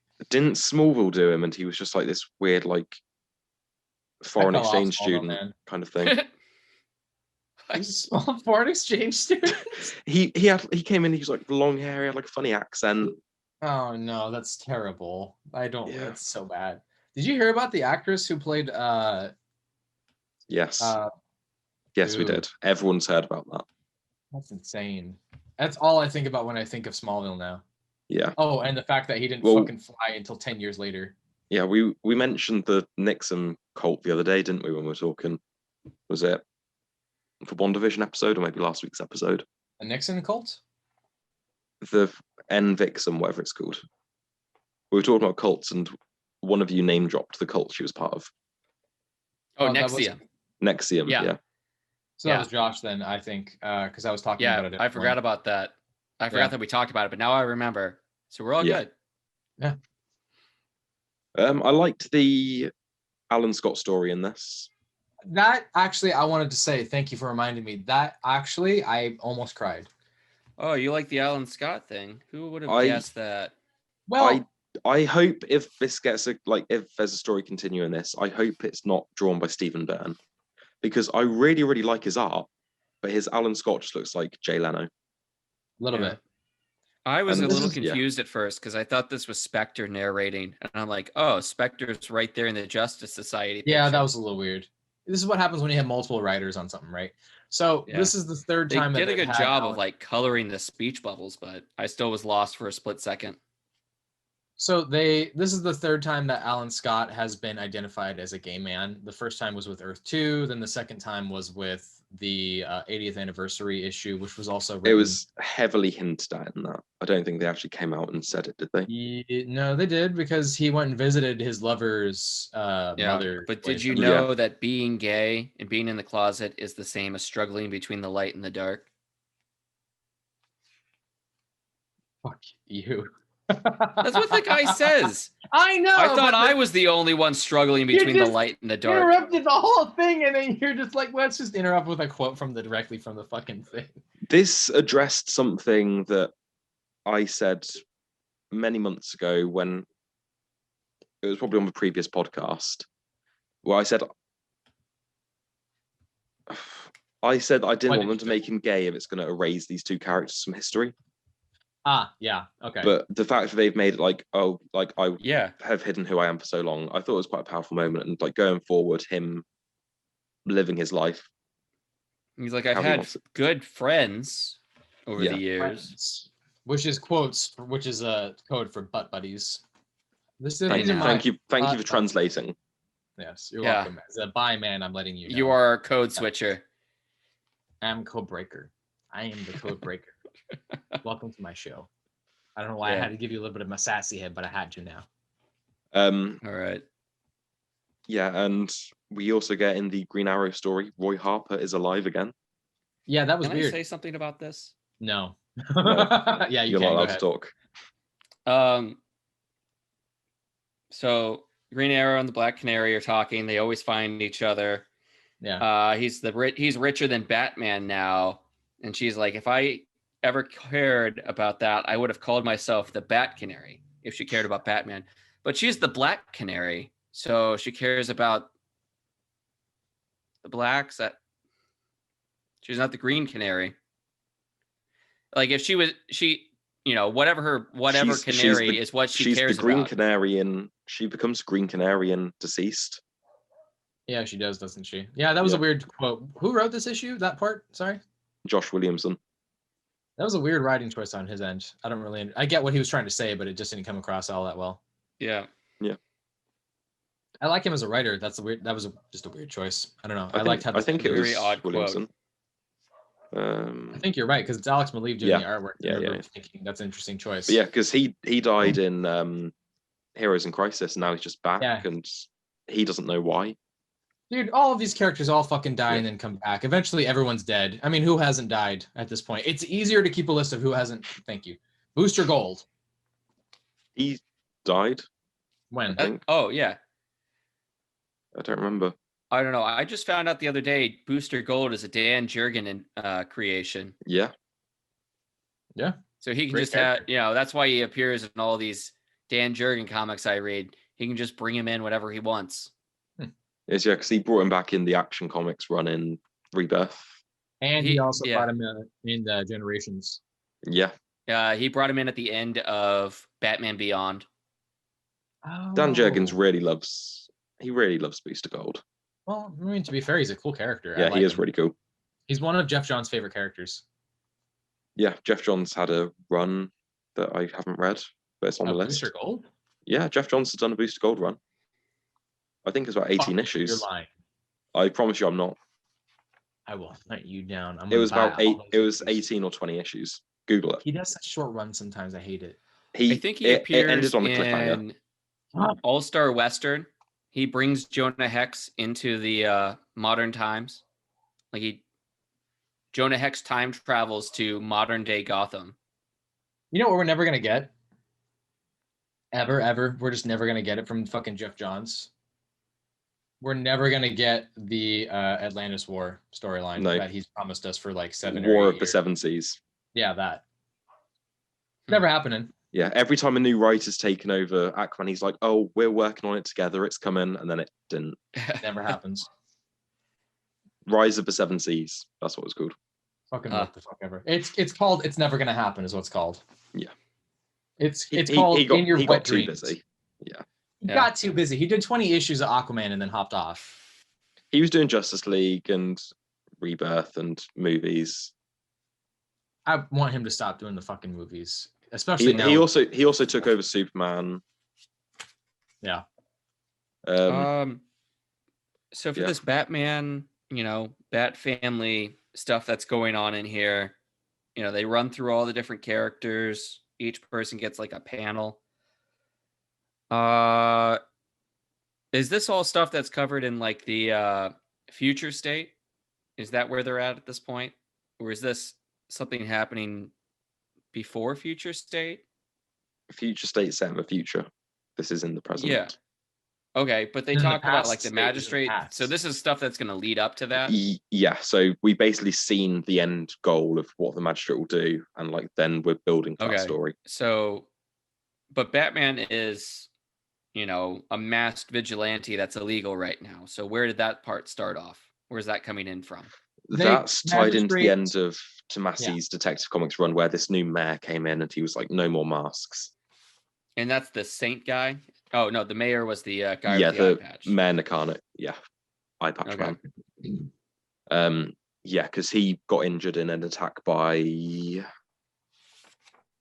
can't remember if it was Joker or someone else, but Batman sort of failed to save him, and he was like, "Okay, no more." He got injured in Joker War when it was Batman's money being used against them, and he was no more masks. Like this is like it can't go on anymore. Yeah. All right.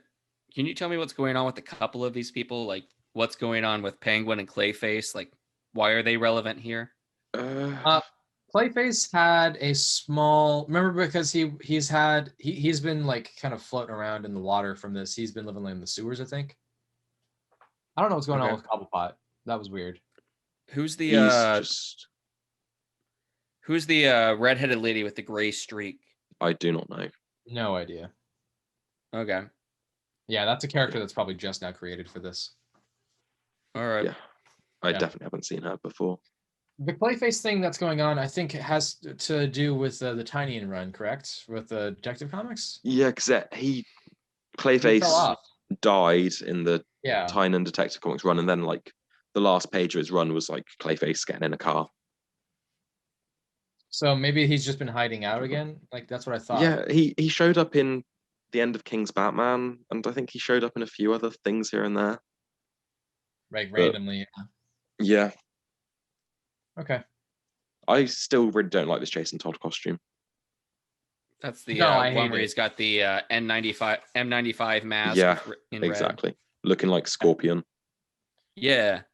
The Dark Detective storyline that had him wear the Red Hood hat, I hated that. It looked stupid. He looked like he was wearing a big old bulb. Yeah, but it was the classic Joker like tool. They wore it. He wore it across his full face. Yeah. Jason Todd's like, it doesn't fit. Fuck it. I'm just gonna rock it. I can't see. Can't see shit, guys. Fuck it. I look cool. No, you don't look cool. It looks terrible. Is this supposed to be Damian Wayne on the catwalk or the stairs? I can't tell. With the Talia al Ghul storyline? The one in between Punchline and Nightwing. Yeah. Is he wearing the new mask and cape? He's not wearing any costume. Just a kid. It's just a kid walking down off a boat. I have no idea then. Oh, no. Is that? Are they coming off a boat? Maybe it's the kids from the Teen Titans line, whoever that kid was. But right. Damien's not part of that team anymore. Neither is Tim Drake. Well, whoever the new kid is with the red X mask. Yeah, quite possibly. The Tim Sheridan stuff that's going on with that. Yeah. Yeah. Yeah, we don't know who that's not the boat. I don't know. Yeah, the Jeffrey Thorne Green Lantern story was better than Future State. I was surprised, actually, because I read that and I was like, this perfectly readable. Yeah. It was readable, but I don't No, there was nothing exciting about it that made me go, oh my God, but it was just a lot better than the story he wrote previously with Green Lantern. So in the most recent issue of Green Lantern Season 2 with Grant Morrison, they discussed that the future, air quotes future of the team of the human lanterns is going to be dependent on, John Stewart's Sojourner Truth and this Teen Lantern character, which I thought Sojourner Truth was going to be a character in the distant future or something, not this new random. Yeah, they've just brought her in for synergy, haven't they? Yeah, and I don't really know if I like it because it makes sense for her to be like in the universe because her origin story is way too much like John Stewart. She was in the military and she became a cop. Yeah, then she's got the cool, like, she was given a ring that's not a Green Lantern ring and given the city to take care of. Yeah. What are we talking about this girl, the teenager? No, Sojourner Truth is the one from the Far Sector storyline. Okay, so not Kelly. Sojourner Truth, her origin story is quite literally John Stewart mixed with Guy Gardner mixed with Kyle Rayner. Yeah. Okay. I'm totally fine with, but it doesn't make any sense to have all of that within this timeline in this world. It doesn't make any sense to me. And that's just it's weird. I don't know. I don't really dig the kind of trope where, we've got, somebody that's like, they've got some sort of culture that, they're not white or something. So we need to have them do some sort of exclamation in a different language or something. Like we need to add in just that little bit to like, oh yeah, remember this person isn't, Yeah, I whatever. get that.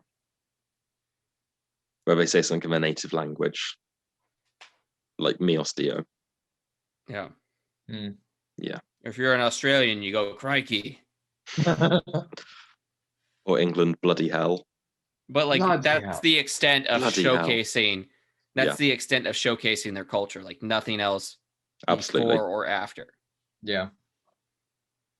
Kind of weird. Was there anything in this book that stood out to you as far as like your preference of like the mini stories? Oh, but we got to cover the we've got to mention the with this big one. The Flashes. Oh, I'm sorry. I thought we already talked about that. No. Yeah, this was a really big we news. did not talk about this drawing. Yeah, so Barry is going off to join Justice Incarnate with President Superman, and he's leaving Wally in charge of the Flash mantle.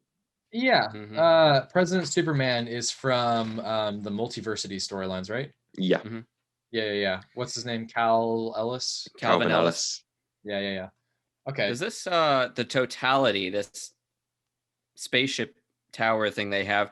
I think if you squint hard enough, you'll see the Warner Brothers logo. Probably. All right. No, that's the Justice Doom symbol from. Yeah, it is. Yeah. From the Justice League stuff that they built together because it's just weird. They've now built this satellite thing. Well, no, they've had that built there for a minute. It's just like they merged it because magic reasons. I don't know. When was this introduced? In either the end of Death Metal or at the end of Snyder's Justice League. No, it was definitely Death Metal because they merged Doom and Justice together. The symbol is from the end of the Justice League stuff, but the satellite they had created from the Death Metal stuff, I think. Okay. The tie-ins maybe. I thought you guys would want to comment on this drawing. Yeah, here's my comment. This looked like Sloth from the Goonies. And I love Howard Porter. He's a great artist. This was rough. Some of the faces in this were really, really bad. Whether he was rushed. Yeah. Wait, what? The Wally West in the bottom right. He looks like his eyes are going 2 different directions. I know. It reminds me of the G.I. Joe shorts that were dubbed over. What was that called? I forget. Just G.I. Joe PSAs. Okay. Yeah. And then we get I like the setup. Yeah, then we get to the end where they go to this Earth Omega that they've been teasing. Okay, can you explain to me this whole thing that Wonder Woman is worried about this cost. Yeah, she got warned that restarting the multiverse would have a great cost. I don't remember. Somebody had warned her. I think it was one of the Owens. One of the what? Owens? OAN? Like one of the Green Lantern gods? Yeah. Quite. Guardians. Wasn't it like herself? Like she had that like. There was like another Wonder Woman with like a 1940s look. Something. Yeah. She got told there was a great cost to it and there was a great threat that she needed to protect the multiverse against. Right. You know what? It was at the end of Death Metal that she had that message with herself. Yeah. That they were like, there's going to be a great cost to the actions here moving forward. That's what it was. Mm-hmm. Okay. Do you think that the Peacemaker gets a very center shot because he's going to be in the Suicide Squad movie? He's definitely getting a push. Yeah, because he's in the movie. He's got his own TV show coming. Yeah. It's weird considering we've not seen anything with his character yet. And they're like, oh, throw everything at him. John Cena, all hail. Well, okay, here's my prediction. They're going to kill John Cena off in the movie almost immediately. And I really hope so. Yeah. I really hope so. Yeah. Yeah. I think that's everyone's betting that he's going to die immediately. Like, I'm just saying for a character in that actor in that choice, it would make sense. Like costume original, like comic book accurate. That character? Are you? Well, there's a lot of characters they've introduced, like the not exactly a Rogues Gallery teaser, but they basically did like the roll call of all the superheroes that are going to be in the film, like whoever the Wonder Bread Man is, Polka Dot Man. He's a real character. Yeah, I'm just saying, like that seems like one of those characters that they bring on just to kill. Yeah, and there's rumors of Nathan Fillion playing Arm Fall Off Boy. I will be really surprised if they kill Polka Dot Man because of that actor, because that actor is comedy gold. I love him. He's in Ant-Man and Ant-Man and the Wasp. I'm really Who's playing Polka Dot Man? He's that really foreign dude. I forget what his name is. He plays the black hair. He has the black hair. It's like up in Ant-Man. I vaguely remember that. I'm trying to find Walton Goggins. I think he's like, you can say his name, but I don't think anybody knows. Like, they can't. You have to put the name to the face at that point, because he's such a strange acting choice. Like David Dastmalchian. Okay, yeah. I don't even know his name. Right. So, I kind of want to move on from the comic, but before we do, he was in. You say Ant-Man. He was also in Dark Knight. Oh yeah, he was. Yeah, he was like the one for Rachel Dawes badge. Yeah. Okay. Yeah. Oh right, this guy, David Dastmalchian. Yeah. Yeah, he was in Prisoner. Dude. Yeah. So let's see here. Is there anything we wanted to ask or mention before we finish up this the book? Big Darkseid is. Okay, he's back. Okay, yeah. We want to talk about that. That was weird. I thought that was going to be Black Hand. Yeah, but like this is original Darkseid, like not watered down. Yeah. Yeah. Not the weirdly like overly CGI New 52 version. This is classic Darkseid. I am the darkness. This is why I thought this was Black Hand, is because there was a black bubble that said die. So I was like, oh, it must be Black Hand. Cool. Let's do this. Is Romita Jr. right here. It has to be. Yes, it is. It is. Yes, it is. When they were talking about this Omega world, I thought they were going to be like, oh, that's our world, the real world kind of thing. Mm-hmm. Like way over there, it's different from everything else. I don't think so, because I think that Superboy Prime is on the Prime Earth now, and I think that we're Prime Earth.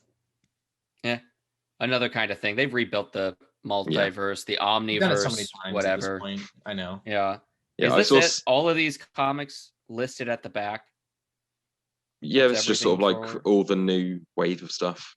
But I saw someone on Reddit say, like, what is with these, like, this black energy around Darkseid's hands? Was it supposed to be the Omega beams, and no one was brave enough to tell Romita Jr. he drew it wrong? Is it the anti-life equation? I don't know.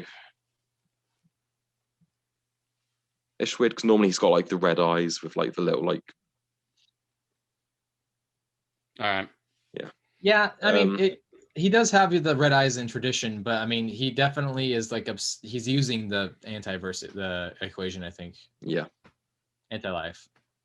Yeah, it's definitely going to be a lead up to whatever's going on in the future. Yeah, and spinning out of this, we have an Infinite Frontier event coming in the summer. Oh, okay. Written by Josh Williamson. Oh. Everything's just leading up to something. It's just this leads into this, leads into this. We have mentioned this before. Yeah. So it's written by Josh Williamson, art by Zamanico, and covers by Mitch Gerrards. And it is focusing on Barry Allen, President Superman, and Alan Scott. President Superman sounds like a Robot Chicken parody, and I like this. Tyler, it's an event featuring Alan Scott. But what if everybody was the president? Wouldn't that make for a good comic? If like all the superheroes the real were presidents? Superman was inside all of us all along. No, I was making a Commanders in Crisis joke. Oh yeah, that whole fucking thing. Yeah. I forgot that existed. Oh man, that comic was weird. All right. You guys do the rest of your thing. Whatever. I'm gonna take a break. Keep going.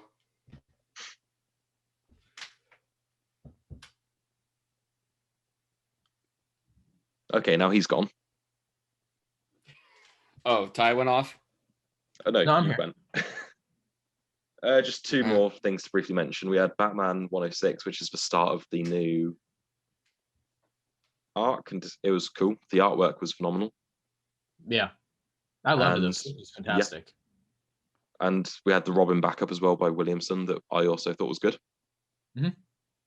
That Talia al Ghul storyline, which this art was different, but I mean, I still really dug it. It was really cool. Yeah. Yeah. Yeah. I think that this, it's really nice to be able to have a storyline that kind of digs more into the rogues gallery that's outside of, Detective Comics, because I'm just really tired of Joker after Joker after Joker after Joker after Joker. Scarecrow's a cool character we haven't really had much exposure to.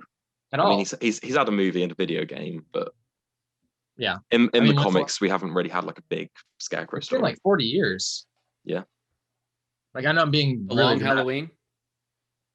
When was that? 80s, 90s? 90s. Late 80s. 30 years. Okay. Yeah. Him in that, and then there was some of the Arkham Asylum tie-ins, and then some dark, Detective Comic stuff here and there. But 96, Batman 97 storyline. It's been a long time. Yeah. No, I'm really looking forward to this, especially if not for the character designs. As well, that opening scene of the whole story's a flashback, and like Scarecrow has Bruce Wayne captured. Yeah, it's confirmed. And he's got him with like those little like metal hooks in his eyes, keeping them open. He's like staring at all these TV screens, torturing Bruce Wayne. What's that movie? Clockwork Orange. Thank you very much. Yes, it's exactly what that is. It's very cool. Fun fact: the person who wrote the book Clockwork Orange was an English teacher at a school in my town. Oh, okay, right on. Yeah. If you ever get the chance to, this is a really good start to the stuff. Like you really don't. If you do want to get into the Batman stuff going on right now, it is really good, and this is a really good, easy jumping on point. Yeah. There are some things I'm thinking about jumping on to. Do it. Do it. Maybe. Do it. I'm gonna get the Wonder Woman 770. Cool. Yeah. Which is actually going to be on our shout outs for next week, so that's totally cool. Yeah. And also one last thing of the week to mention before we do wrap up was the Swamp Thing #1, Ram V, Mike Perkins. I really wish that I had read this. Did you not read it? It was so good. I wanted to read it. I really enjoyed the Future State stuff. I really enjoyed Mike Perkins' art. art. This is a new host to Swamp Thing. It's an Indian character. American Indian or traditionally? Born in India, moved to America to study. Oh, we got James Tynion making people gay. We got Ram V making people Indian. Just writers writing themselves into the comic. God damn it! Well, at least it's not changing an established character. Like Swamp Thing's always had different hosts. Yeah. This is nice. This is the kind of stuff that I'm like, yeah, do that. That's fine. But don't make a character that's already existed just randomly black or brown, like out of nowhere. Create new characters. Cool. Yeah. Yeah, I can't think of other characters right now, but yeah, like introducing new characters. Wally West. Like the backlash to Wally West was so immense that they brought back original Wally. And because it was a dumb choice. It doesn't make any sense to do that. They're like, by the way, I allow it just because in that universe of the New 52, they're like, this is a new one. This is the new one. He just happens to be black. He was so badly written. Yeah. But like that's a different Earth, it's a different character. They did something interesting with it. Whereas when they reintroduced Wally West, he was like this really street teen who walked around and said chump a lot. Yeah, and this was in like 2014 as well, so it's not even like a dated comic. No, not at all. Again, I don't really have that much of an issue with it, just because it's that new universe stuff, but it did feel really forced. And when you erase Wally's family, like you erased this character's entire history. Yeah. So to do so was a big fuck you to a lot of the Wally West fans, like immensely. Yeah. I'm not going to deny that. How long was Wally West the Flash? 20 plus years. Yeah. So what the fuck? Like that's just. It's kind of like what they did. Because as of Infinite Frontier, he is the Flash again. He is the Flash. He is headline in the Flash book. Yeah. It's almost, imagine if they were just like Peter Parker's new clone, Ben Reilly, is randomly black for some god-awful reason, which would be weird.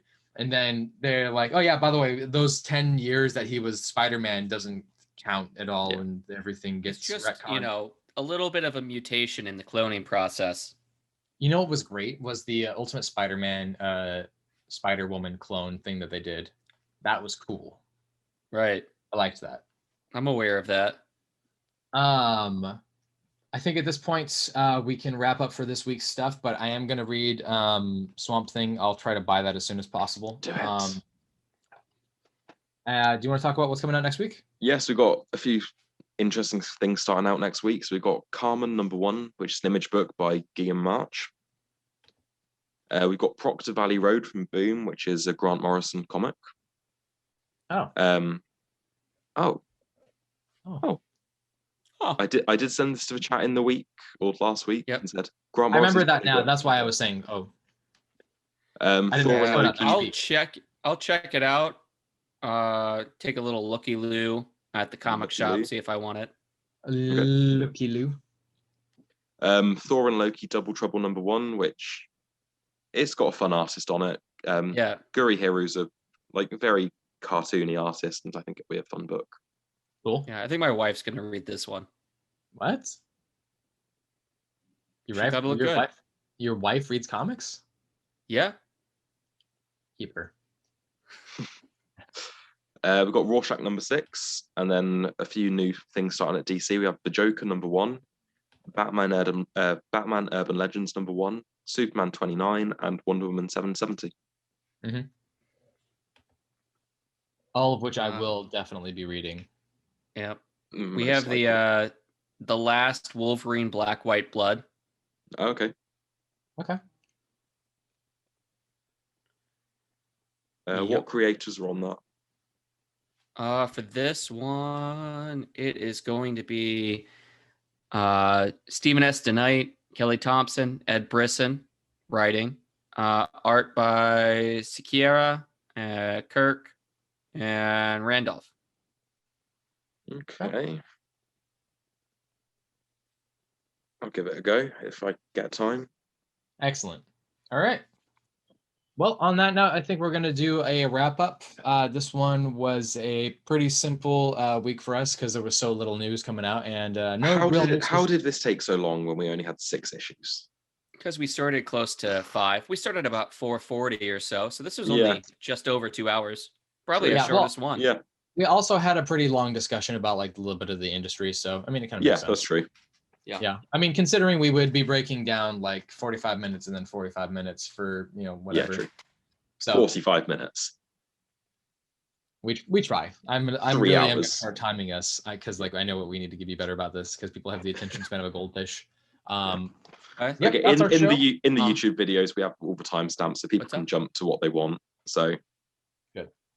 Yeah, so they don't have to watch the whole we are Cult of Comics. Thank you very much for listening. Thank you very much for watching. If you are listening to us on any of the distribution sites for podcasts, thank you very much for supporting us. Give us a follow.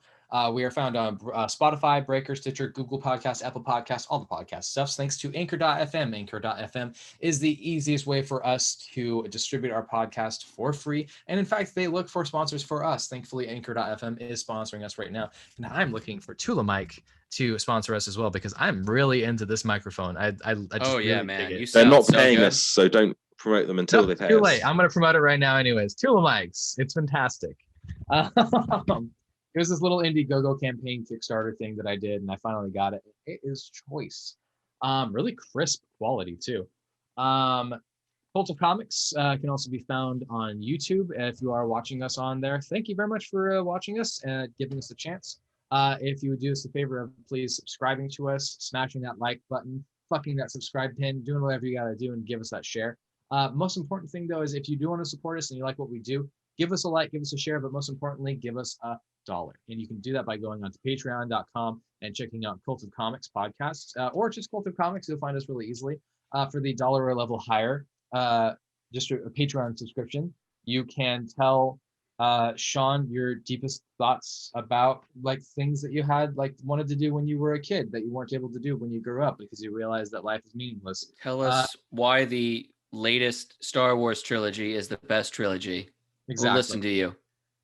Because not getting into that. For the $5 higher level, you can have access to Josh's home address, his social media accounts, and if he's interested, he'll put you in the witness protection program with him because that's why he doesn't have any social medias. He doesn't have any social medias, air quotes. For the $10 or higher level, we'll have you come onto the show. We'll have a conversation. We'll talk about whatever you want to talk about. We'll talk about if you want to talk about superhero comics, movies. We can have a breakdown about your favorite book. But we're definitely interested in having some people on the show, entering our Discord. And definitely we want to hear back from you guys about some stuff that we should be doing in the future. So participation definitely matters. Give us a comment on the YouTube videos as well. Thank you again for watching us. Thank you for listening to us. Our show is Cult of Comics. My name is Tyler. You can find me on Twitter at CCHBrown. Sean? You can find me on Twitter at SeanWalsh747. And Josh, you will find him in Ohio. Maybe. What's that song from that emo band, Hawthorne Heights? Ohio is for lovers. Ohio is for lovers. That's what it is. Yeah. That's yeah. No, I'm from the area that Hawthorne Heights is from. Okay, fair enough. Yeah. Do you ever performed at our clubs? Your eyes? Yeah. Okay, makes sense. Thank you guys for watching. Thank you for listening. Anything you guys want to shout out before we sign off? No. I will say this. If you are checking us out for the first time, I definitely recommend you check out some of our conversations that we've had about, most famously, Last of God, where we had, God, I can't even see myself. Yeah. Right now. Lens flare. You're in a J.J. Abrams film right now.